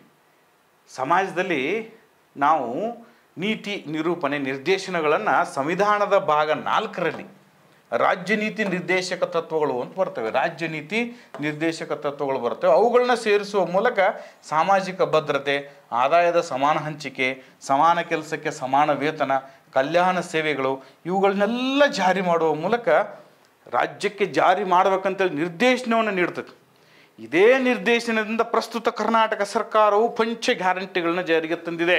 ಗೃಹಲಕ್ಷ್ಮಿ, ಓಕೆ, ಗೃಹಜ್ಯೋತಿ, ಅನ್ನಭಾಗ್ಯ, ಯುವನಿಧಿ, ಶಕ್ತಿ ಈ ಯೋಜನೆಗಳನ್ನ ಜಾರಿಗೆ ತರುವ ಮೂಲಕ ಬಡವರಿಗೆ, ಮಹಿಳೆಯರಿಗೆ, ಹಸಿವಿದ್ದವರಿಗೆ, ಯುವಕರಿಗೆ ಏನು ಮಾಡ್ತಾ ಇದೆ, ಯೋಜನೆಗಳನ್ನ ಕೊಟ್ಟು ಅವ್ರನ್ನೂ ಕೂಡ ಮುಖ್ಯವಾಹಿನಿಗೆ ತರತಕ್ಕಂತಹ ನೀತಿ ಧೋರಣೆಗಳನ್ನು ತಂದಿದೆ ತಾನೆ. ಇದೆಲ್ಲದಕ್ಕೂ ಕೂಡ ಸಾಮಾಜಿಕ ನೀತಿಗಳು, ಪಾಲಿಸೀಸ್ಗಳು ಅಂತೇಳಿ ಉತ್ತರನ ಕರಿತೀವಿ. ಇನ್ಮೇಲೆ ಕೊನೆಯ ಬಟ್ 1 ಸಾಮಾಜಿಕ ಅಭಿವೃದ್ಧಿ. ಯಾವಾಗ ನಾವು ಒಳ್ಳೆಯ ಸಾಮಾಜಿಕ ನೀತಿ ಮತ್ತು ಧೋರಣೆಗಳನ್ನ ರೂಪಿಸುತ್ತೇವೋ ಆವಾಗ ನಿಜವಾಗಲೂ ಕೂಡ ಸಮಾಜದಲ್ಲಿ ಅಭಿವೃದ್ಧಿ ಆಗುತ್ತೆ. ಸಿಂಪಲ್, ಅದನ್ನೇ ಮುಂದುವರಿಸೋದಿಲ್ಲ. ಸಾಮಾಜಿಕ ನೀತಿ ಮತ್ತು ಧೋರಣೆಗಳು ಸಾಮಾಜಿಕ ಅಭಿವೃದ್ಧಿಯ ಮೆಟ್ಟಿಲುಗಳಾಗಿವೆ. ಸಾಮಾಜಿಕ ಅಭಿವೃದ್ಧಿ ಸಾಧಿಸುವುದು ಇಂದು ಬಹಳಷ್ಟು ಸಮಾಜದಲ್ಲಿನ ಮೂಲ ಮಂತ್ರವಾಗಿದೆ. ಅಭಿವೃದ್ಧಿಯು ಆರ್ಥಿಕವಾಗಿಯೂ ಆಗಿರಬಹುದು, ರಾಜಕೀಯವಾಗಿಯೂ ಆಗಿರಬಹುದು, ಶೈಕ್ಷಣಿಕವಾಗಿಯೂ ಆಗಿರಬಹುದು, ಅಥವಾ ಕೊನೆಯದಾಗಿ ಭಾವನಾತ್ಮಕ, ಪ್ರೇರಣಾತ್ಮಕವಾಗಿಯೂ ಕೂಡ ಆಗಿರಬಹುದು. ಇವತ್ತು ನಾವೆಲ್ಲ ನಿಮಗೆ ಪಾಠ ಮಾಡ್ತಾ ಇದ್ದೀವಿ ಅಂದರೆ ಇದು ಭಾವನಾತ್ಮಕ ಅಭಿವೃದ್ಧಿ, ನಿಮ್ಮಲ್ಲಿ ಪ್ರೇರಣೆಯನ್ನು ತುಂಬತಕ್ಕಂಥ ಅಭಿವೃದ್ಧಿ. ನಿಮಗೆ ಕಲಿಸೋಕೆ ಸಾಕಷ್ಟು ಶಿಕ್ಷಕರಿದ್ದರೂ ಕೂಡ ನಾವು ಯಾಕೆ ಕಲಿಸ್ತೀವಿ ಅಂದರೆ ನಿಮ್ಮಲ್ಲಿ ಒಂದು ಸ್ಫೂರ್ತಿ ಬರಲಿ, ಮೋಟಿವೇಶನ್ ಆಗಲಿ, ಭಾವನೆಗಳು ನಿಮ್ಮಲ್ಲಿ ವೃದ್ಧಿ ಆಗಲಿ, ಆ ಮೂಲಕ ಆದರೂ ದೊಡ್ಡ ದೊಡ್ಡ ಅಧಿಕಾರಿಗಳಾಗಲಿ ಅಂಥೇಳಿ ನಾವು ಮಾಡತ್ತೀವಿ ಅಷ್ಟೇ. ಓಕೆ, ಇಲ್ಲಿ ಈ ಒಂದೊಂದು ಅಭಿವೃದ್ಧಿಗಳನ್ನ ವಿವರಿಸ್ತಾ ಹೋಗೋಣ. ಆರ್ಥಿಕ ಅಭಿವೃದ್ಧಿ ಅಂದರೆ ಏನು? ಒಂದು ಸಮಾಜದಲ್ಲಿ ಆದಾಯ ಮತ್ತು ಸಂಪತ್ತನ್ನು ಜನರಲ್ಲಿ ನ್ಯಾಯಯುತವಾಗಿ ಹಂಚುವುದರಿಂದ ಸಮಾಜದ ಕೆಳಸ್ತರದ ಜನರು ಮೇಲ್ಸ್ತರಕ್ಕೆ ಬರ್ತಾರೆ. ಇದು ಆರ್ಥಿಕ ಅಭಿವೃದ್ಧಿ. ಅದಕ್ಕಾಗಿ ನಮ್ಮ ದೇಶದಲ್ಲಿ ತೆರಿಗೆ ವ್ಯವಸ್ಥೆಯನ್ನು ಜಾರಿಗೆ ತಂದರು. ಶ್ರೀಮಂತರಿಗೆ ಹೆಚ್ಚು ತೆರಿಗೆ, ಓಕೆ, ಬಡವರಿಗೆ ಕಡಿಮೆ ತೆರಿಗೆ, ಅಥವಾ ಬಡವರಿಗೆ ತೆರಿಗೆನೇ ಇಲ್ಲ, ಅಪ್ ಟು 12 ಲಕ್ಷ ತನಕ ತೆರಿಗೆ ಇಲ್ಲ. ಮುಂದಿನ ವರ್ಷದಿಂದ ಕೋಟಿಗಟ್ಟಲೆ ಗಳಿಸೋವನಿಗೆ ಹೆಚ್ಚು ತೆರಿಗೆ, 30% ತೆರಿಗೆ ಅವನಿಗೆ. ಇಂಥ ವ್ಯವಸ್ಥೆ ಜಾರಿಗೆ ತಂದು ಆರ್ಥಿಕ ಸಮಾನತೆಯನ್ನು ತಂದು ಆರ್ಥಿಕ ಅಭಿವೃದ್ಧಿಯನ್ನು ಮಾಡಿದ್ರು. ಆ ತೆರಿಗೆ ಹಣವನ್ನೇ ಹಾಸ್ಟೆಲ್ ಮಾಡೋದಾಗಲಿ, ಪಂಚ ಗ್ಯಾರಂಟಿಗಳನ್ನು ಕೊಡೋದಾಗಲಿ, ವಿದ್ಯಾರ್ಥಿಗಳಿಗೆ ವಿದ್ಯಾರ್ಥಿ ವೇತನ ಕೊಡೋದಾಗಲಿ, ಇಂಥವುಗಳೆಲ್ಲ ಕೆಲಸವನ್ನು ಮಾಡ್ತಾರೆ. ರಾಜಕೀಯ ಅಭಿವೃದ್ಧಿ ಅಂದರೆ ಏನು? ಒಂದು ಸಮಾಜದಲ್ಲಿ ಮಹಿಳೆಯರಿಗೆ, ಪರಿಶಿಷ್ಟ ಜಾತಿ, ಪರಿಶಿಷ್ಟ ಪಂಗಡದವರಿಗೆ ರಾಜಕೀಯವಾಗಿ ಅಭಿವೃದ್ಧಿ ಹೊಂದಲು ಸ್ಥಾನಗಳ ಮೀಸಲಾತಿ ಮಾಡ್ಯಾರೋ ಇಲ್ಲೋ? ಈಗ ಪಂಚಾಯಿತಿಯಲ್ಲಿ 50% ಮೀಸಲಾತಿ ಇದೆ ಮಹಿಳೆಯರಿಗೆ, ಪಂಚಾಯತ್ ಅಧ್ಯಕ್ಷ ಸದಸ್ಯ ಆಗೋದಕ್ಕೆ. ಈ ಮೂಲಕ ರಾಜಕೀಯ ಅಭಿವೃದ್ಧಿ ಮಾಡ್ತಾರಲ್ಲ. SC STದವರಿಗೆ ಮೀಸಲಾತಿ ಇದೆ. ಈಗ ಸದ್ಯ SC ST ಅವರಿಗೆ MLA ಆಗೋದಕ್ಕೆ, ಓಕೆ, MP ಆಗೋದಕ್ಕೆ ಕ್ಷೇತ್ರಗಳ ಮೀಸಲಾತಿ ಇದೆ. ಇದು ರಾಜಕೀಯ ಅಭಿವೃದ್ಧಿ. ಇನ್ನು ಶೈಕ್ಷಣಿಕ ಅಭಿವೃದ್ಧಿ ಅಂದರೆ ಏನು? ಎಲ್ಲ ವಿದ್ಯಾರ್ಥಿಗಳಿಗೆ, ಸಮಾಜದ ಎಲ್ಲ ವಿದ್ಯಾರ್ಥಿಗಳಿಗೂ ಶಿಕ್ಷಣ ಉಚಿತ. ಇವತ್ತು ಶಾಲೆಗಳದಾವಲ್ಲ, ಉಚಿತ ಶಿಕ್ಷಣ, ಉಚಿತ ಮಧ್ಯಾಹ್ನದ ಊಟ, ಬೈಸಿಕಲ್ ಕೊಡ್ತಾರೆ ಮಹಿಳೆಯರಿಗೆ. ಕೆಲವೊಂದು ವಿದ್ಯಾರ್ಥಿಗಳಿಗೆ, ಕೆಲವೊಂದು ಸಮಾಜದ ವಿದ್ಯಾರ್ಥಿಗಳಿಗೆ ಪಠ್ಯ ಪುಸ್ತಕ ಉಚಿತ ಕೊಡ್ತಾರೆ, ಬಟ್ಟೆ ಉಚಿತ ಕೊಡ್ತಾರೆ. ಸೊ ದಟ್ ಇದು ಶೈಕ್ಷಣಿಕ ಅಭಿವೃದ್ಧಿ ಆಗ್ತದೆ. ಇದನ್ನು ಅಭಿವೃದ್ಧಿ ಮಾಡೋದಕ್ಕೆ ನೀತಿ ಮತ್ತು ನಿರೂಪಣೆ, ಸಮಾಜದಲ್ಲಿ ಒಂದು ರಾಜ್ಯ ಮಾಡಿರ್ತಕ್ಕಂತಹ ನೀತಿ ಮತ್ತು ಧೋರಣೆಯಿಂದ ಇವುಗಳು ಬದಲಾವಣೆ ಆಗ್ತಾ ಇದೆ. ಇನ್ನೂ ಹಲವಾರು ಕ್ಷೇತ್ರದಲ್ಲಿ ಸಾಮಾಜಿಕ ಅಭಿವೃದ್ಧಿ ಪ್ರತಿದಿನ ಜರುಗ್ತಿರ್ತದೆ. ನಾನು 4 ಕ್ಷೇತ್ರ ಬರ್ದೇನೆಪ್ಪ: ಆರ್ಥಿಕ ಅಭಿವೃದ್ಧಿ, ರಾಜಕೀಯ ಅಭಿವೃದ್ಧಿ, ಶೈಕ್ಷಣಿಕ ಅಭಿವೃದ್ಧಿ, ಇಷ್ಟೇ ಬರ್ದೇನೆ. ಇನ್ನೂ ಬರೀ ನೀವು ಸಾಕಷ್ಟು ಕೈಗಾರಿಕಾ ಅಭಿವೃದ್ಧಿ ಮಾಡ್ತಾರೆ. ಕೈಗಾರಿಕೆಗಳನ್ನ ಮಾಡೋದಕ್ಕೆ ಕಡಿಮೆ ದರದಲ್ಲಿ ಭೂಮಿಯನ್ನು ಕೊಡ್ತಾರೆ, ಸಾಲಗಳನ್ನು ಕೊಡ್ತಾರೆ. ಕೃಷಿಯಲ್ಲಿ ಅಭಿವೃದ್ಧಿ ಮಾಡೋದಕ್ಕೆ PM ಕಿಸಾನ್ ಅಂತಕ್ಕಂಥದ್ದು ಜಾರಿಗೆ ತಂದಿದ್ದಾರೆ. ವಿಮಾ ಯೋಜನೆಗಳನ್ನ ಜಾರಿಗೆ ತೊಗೊಂಬಂದಿದ್ದಾರೆ. ಎಷ್ಟು ಬರೀತೀರಿ ನೀವು? ಆದರೆ ಬರೆಯೋಕೆ ಲಿಮಿಟ್ ಇರ್ತದೆ, 150 ಶಬ್ದ ಅಟ್ಟ ಬರಿಬೇಕಲ್ಲ. ಲಾಸ್ಟ್ ಇನ್ನು ಕೊನೆಯ ಪುಟ ಸಾಮಾಜಿಕ ಅಭಿವೃದ್ಧಿಯ ಲಕ್ಷಣಗಳೇನು? ಸಮಾಜ ಅಭಿವೃದ್ಧಿ ಆತಂದ್ರೆ ಏನಾಕೈತಿಪ್ಪ? ಇದರ ಲಕ್ಷಣ ಏನು? ಮೊದಲು ಫೀಚರ್ಸ್ ಏನು? ಸಾಮಾಜಿಕ ಅಭಿವೃದ್ಧಿ ಕ್ರಾಂತಿಕಾರಕ ಮತ್ತು ಸಂಕೀರ್ಣವಾಗಿದೆ. ಒಂದು ಯಾವುದಾದ್ರೂ ಯೋಜನೆ ತಂದು ಜಾರಿ ಮಾಡಬೇಕಾದ್ರೆ ಕ್ರಾಂತಿಕಾರಿ ಭಾವನೆ ಇರಬೇಕು. ಪಂಚ ಗ್ಯಾರಂಟಿಗಳನ್ನ ಜಾರಿಗೆ ತಂದ ತಕ್ಷಣ ಭಾಳ ಜನ ಅದನ್ನ ಏನು ಮಾಡಿದರು? ವಿರೋಧ ಮಾಡಿದ್ರಲ್ಲ. ಒಂದು ಕ್ರಾಂತಿಕಾರಕ ನಡೆ. ನಾ ಹಂಗಂತ ತಿಳ್ಕೊಂಡಿದ್ದು ಹೊಗಳ್ತಾ ಇದ್ದೀನಿ ಅಂತ ಬರೀ ಅದನ್ನ ಹೇಳತ್ತೆ ಅಂತೇಳಿ ನಿಮಗೆ ಇತ್ತಿನ ವಿಷಯ ತಿಳಿತೈತೆ ಅಂತ ಹೇಳತ್ತೀನಿ ನಾನು. ಈ ಹಿಂದೆ ಸಾಕಷ್ಟು ಯೋಜನೆಗಳು ಬಂದಾಗ ಎಲ್ಲರೂ ಕೂಡ ಕ್ರಾಂತಿಕಾರಕ ಹೆಜ್ಜೆನೇ ಇಟ್ಟಿದ್ದು. ನರೇಗಾ ಯೋಜನೆಯನ್ನು ಜಾರಿಗೆ ತರಬೇಕಾದ್ರೆ ಬಡವರಿಗೆಲ್ಲ ಉದ್ಯೋಗ ಕೊಡ್ತಾನೆ ಅಂತ ಹೇಳಿದ್ರು. ಹಾಸ್ಯಾಸ್ಪದ ಅನ್ನಿಸ್ತು ಎಲ್ಲರಿಗೂ, ಹೆಂಗೆ ಕೊಡ್ತಾರಂತೇಳಿ. ಜಾರಿಗೆ ಬಂದು ಇವತ್ತು ನಡೆದೈತಿ ಇಲ್ಲೋ. ವಿಧವಾ ವೇತನ, ವೃದ್ಧಾಪ್ಯ ವೇತನ ಕೊಡತ್ತಾರಲ್ಲ ಜನರಿಗೆ, ಅಂಗವಿಕಲ ವೇತನ ಕೊಡತ್ತಾರಲ್ಲ ಜನರಿಗೆ. ಹಾಗೆ ಸಾಮಾಜಿಕ ಅಭಿವೃದ್ಧಿ ಅಂತಕ್ಕಂಥದ್ದು ಬಹಳ ಕ್ರಾಂತಿಕಾರಕ ಆಗಿರ್ತಕ್ಕಂಥದ್ದು, ಕಾಂಪ್ಲೆಕ್ಸ್ ಆಗಿರ್ತಕ್ಕಂಥ ವಿಷಯ. ಒಬ್ಬರು ಮನೆ ಸುಧಾರಣೆ ಮಾಡ್ತಕ್ಕಂಥದ್ದಲ್ಲ, ಇಡೀ ದೇಶವನ್ನು ಸುಧಾರಣೆ ಮಾಡಬೇಕಲ್ಲ. ಸಾಮಾಜಿಕ ಅಭಿವೃದ್ಧಿ ಸರಣಿ ಪ್ರಕ್ರಿಯೆ, ಅದು ಕಂಟಿನ್ಯೂಸ್ ಆಗಿ ನಡೀತಿರ್ತೈತೆ. ಅದು ಗ್ರಾಮದ ಜನರಿಗೆ ಶಿಕ್ಷಣ ಕೊಟ್ಟರೆ ಅವರಲ್ಲಿ ಮೌಲ್ಯಗಳು ಆಟೋಮೆಟಿಕ್ ಬೆಳಿತಾವ. ಶಿಕ್ಷಣ ಕೊಟ್ಟರೆ ಅಲ್ಲಿ ಒಬ್ಬ ನೌಕರಿ ಹಿಡ್ದಂದ್ರೆ ಅವನು ಆಟೋಮೆಟಿಕ್ಕಾಗಿ ಏನಾಕತಿ, ಬಡತನ ಹೋಗ್ಕತಿ. ನೌಕರಿ ಹಿಡಿದ್ರೆ ಆಟೋಮೆಟಿಕ್ ನಿರುದ್ಯೋಗ ಹೋಗ್ಕತಿ. ಅವ್ರ ತಂದೆ ತಾಯಿಗಳಿಗೆ ಉತ್ತಮ ವೈದ್ಯಕೀಯ ಸೌಲಭ್ಯಗಳನ್ನ ಕೊಡ್ತಾನೆ ಅವನು. ಈ ಥರ ಒಂದು ಸರಣಿ ಪ್ರಕ್ರಿಯೆ ಇದು. ಇದೊಂದು ಸುದೀರ್ಘ ಪ್ರಕ್ರಿಯೆ ರೀ, ಹಂತವಾಗಿ ನಡ್ಕೊತ ಹೋಗ್ತಿದ್ದು. ಸುಮ್ಮನೆ ಒಂದು ದಿನದಾಗ 2 ದಿನದಾಗ ಮಾಡುವಂಥದ್ದಲ್ಲ. ನಾವು ಸ್ವಚ್ಛ ಭಾರತ್ ಅಭಿಯಾನ ಅಂತಕ್ಕಂಥ ಕಲ್ಪನೆ ಬಂತು. ಎಲ್ಲರ ಮನೆ ಮುಂದೆ 12,000 ರೂಪಾಯಿ ಕೊಟ್ಟು ಒಂದು ಶೌಚಾಲಯ ನಿರ್ಮಿಸಿದ್ರು. ಅಲ್ಲಿಗೆ ಮುಗಿಲಿಲ್ಲ. ಈಗ ಏನು ಮಾಡ್ಯಾರ, ಮತ್ತು ಅಲ್ಲಿ ಆಟೋ ಟಿಪ್ಪರ್ಗಳನ್ನ ತೊಗೊಂಬಂದು ಹಳ್ಳಿ ಒಳಗೆ ಮನೆಗೆ ಕಸ ಸಂಗ್ರಹ ಮಾಡತ್ತಾರೆ. ತಿಳಿತಲ್ಲ, ಇದಕ್ಕೆ SBM 2 ಅಂತ ಕರಿತೀವಿ. ಇನ್ನು ಸಂಗ್ರಹ ಮಾಡಿರ್ತಕ್ಕಂಥ ಕಸವನ್ನು ಒಂದು ಕಡೆ ಡಂಪ್ ಮಾಡಿ ಅಲ್ಲಿ ಗೊಬ್ಬರ ತಯಾರು ಮಾಡ್ತಾರೆ. ಅದನ್ನು ಇನ್ನು ಆ ಗೊಬ್ಬರವನ್ನು ಇನ್ನೊಬ್ಬರಿಗೆ ಮಾರಕ್ಕೆ ಸ್ಟಾರ್ಟ್ ಮಾಡ್ತಾರೆ ಅದನ್ನು. ಸೊ ದಟ್ ಈ ಥರ ಇದೊಂದು ಪ್ರಕ್ರಿಯೆ ಇದೆ. It is a process. ಇದು ಜಾಗತಿಕ ಪ್ರಕ್ರಿಯೆ ನೋಡಿ. ಈ ಏನು ಸಾಮಾಜಿಕ ಅಭಿವೃದ್ಧಿ ಅಂತಕ್ಕಂಥದ್ದು ಜಾಗತಿಕ ಪ್ರಕ್ರಿಯೆ. ಇದು ಕೇವಲ ಭಾರತಕ್ಕೆ ಮಾತ್ರ ಸೀಮಿತ ಆಗಿಲ್ಲ, ಜಗತ್ತಿನ ಎಲ್ಲ ಸಮಾಜದಲ್ಲಿಯೂ ಕೂಡ ಉಂಟಾಗೈತಿ. ಇದರಲ್ಲಿ ಮಾನವ ಸಮಾಜ ಮುನ್ನುಗ್ಗುತ್ತಲೇ ಹೋಗುತ್ತದೆ. ಮುನ್ನುಗ್ಗುತ್ತಲೇ ಹೋಗುತ್ತದೆ, ಹಿನ್ನಡೆಯಂಗಿಲ್ಲ. ಯಾರು ಹಿಂದೆ ಉಳಿತಾರೆ ಅದು ಹಿಂದೆ ಉಳಿದು ಬಿಡ್ತಾರೆ. ಮತ್ತು ಮಾನವ ಸಮಾಜ ಹಂಗೆ ಮುನ್ನುಗ್ತಾ ಇದೆ, ಪ್ರಗತಿ ತಿಳ್ಕೊಂಡು. ಓಕೆ, ಸಾಮಾಜಿಕ ಅಭಿವೃದ್ಧಿಯಿಂದ ಸಮಾಜದ ಸಮಷ್ಟಿಯ ಅಭಿವೃದ್ಧಿಯಾಗುತ್ತದೆ, ಮಾನವನ ಜೀವನ ಮಟ್ಟ ಸುಧಾರಿಸುತ್ತದೆ. 10 ವರ್ಷದಿಂದ ಇಂಟರ್ನೆಟ್ದಾಗ ಈ ಥರ ಎಲ್ಲಿ ಪಾಠ ಕೇಳ್ತಿದ್ರಿ ನೀವು? ಇವತ್ತು 2G 3G 5G ಸ್ಪೀಡ್ ಬಂದಿದೆ. ಮನ್ಯಾಗ ಕೂತ್ಕೊಂಡು ಎಷ್ಟೆಲ್ಲ ನನ್ನ ಪಾಠಗಳನ್ನ ಕೇಳಿದ್ರಿ. ನಾನು ಪಾಠ ಮಾಡಿದ್ರೆ 10,000 ಜನ ಕೇಳ್ತೀರಿ ನೀವು. ಈ 10,000 ಜನರು ನಾನು ಜೀವನದಾಗ ಭೇಟಿ ಹಾಕಾಗಂಗಿಲ್ಲ. ನಿಮಗೆ ಭೇಟಿ ಹಾಕಿ ನಿಂತು ಅಂದ್ರೆ ಇವತ್ತು ಇದೆಲ್ಲ ಕಾರಣ ಆಗ್ತಿರೋದು ಸಮಾಜದಲ್ಲಾಗಿರ್ತಕ್ಕಂಥ ಅಭಿವೃದ್ಧಿಯಿಂದ. ಮೌಲ್ಯಗಳು ಅಭಿವೃದ್ಧಿ ಆಗುತ್ತದೆ ಸಮಾಜದಲ್ಲಿ. ಇವತ್ತು ನನ್ನ ಫ್ರೀಯಾಗಿ ನಾನು ಪಾಠ ಕೇಳಿದವರು ನಾಳೆ ನೀವು ಅಧಿಕಾರಿಗಳಾದ್ರೆ ನೀವು ಫ್ರೀಯಾಗಿ ಮತ್ತೊಬ್ಬರಿಗೆ ಪಾಠ ಕಲಿಸ್ತೀರಿ. ಅದು ಮೌಲ್ಯಗಳ ಅಭಿವೃದ್ಧಿ ಆಗುತ್ತೆ. ಸಮಾಜವು ಸಂಘಟಿತವಾಗುತ್ತದೆ. ಇದರಿಂದ ನಾವೆಲ್ಲ ಒಂದಾಗ್ತೀವಿ. ನನ್ನ ಬಗ್ಗೆ ನಿಮ್ಗೆ ಒಳ್ಳೆಯ ಕಲ್ಪನೆ ಬರ್ತೈತಿ, ನಿಮ್ಮ ಬಗ್ಗೆ ನನಗೆ ಒಳ್ಳೆಯ ಕಲ್ಪನೆ ಬರ್ತೈತಿ. ಇದರಿಂದ ಜಾಗತಿಕ ಶಾಂತಿ ಉಂಟಾಗ್ತೈತಿ, ನೆಮ್ಮದಿಯಿಂದ ಬದುಕ್ತೀವಿ ನಾವೆಲ್ಲ ಅಂಥೇಳಿ ಕನ್ಕ್ಲೂಷನ್ ಮಾಡಿದ್ದೇನೆ. ಡಿಯರ್ ಫ್ರೆಂಡ್ಸ್, ಒಟ್ಟಾರೆ ಇವತ್ತು ನಾವು ಸೊಸಾಲಜಿಯಲ್ಲಿ ಬರ್ತಕ್ಕಂತಹ ಒಂದು ಪಾಠವನ್ನು ಕೇವಲ 1.5 ಗಂಟೆಯಲ್ಲಿ ಅರ್ಥ ಮಾಡ್ಕೊಳ್ಳೋದಕ್ಕೆ ಪ್ರಯತ್ನ ಮಾಡಿದ್ದೀವಿ. ಇದರ ಒಂದು ನೋಟ್ಸನ್ನು ನನ್ನ ಟೆಲಿಗ್ರಾಮ್ ಚಾನಲ್ದಲ್ಲಿ ನಾನು ಪೋಸ್ಟ್ ಮಾಡಿರ್ತೀನಿ. ಟೆಲಿಗ್ರಾಮ್ ಚಾನಲ್ದ ಲಿಂಕು ಡಿಸ್ಕ್ರಿಪ್ಷನ್ ಬಾಕ್ಸಲ್ಲಿದೆ, ತೊಗೊಳ್ಳಿ, ಪಡ್ಕೊಳ್ಳಿ. Okay, thank you so much. ನಮಸ್ಕಾರ. ಬಾಯ್.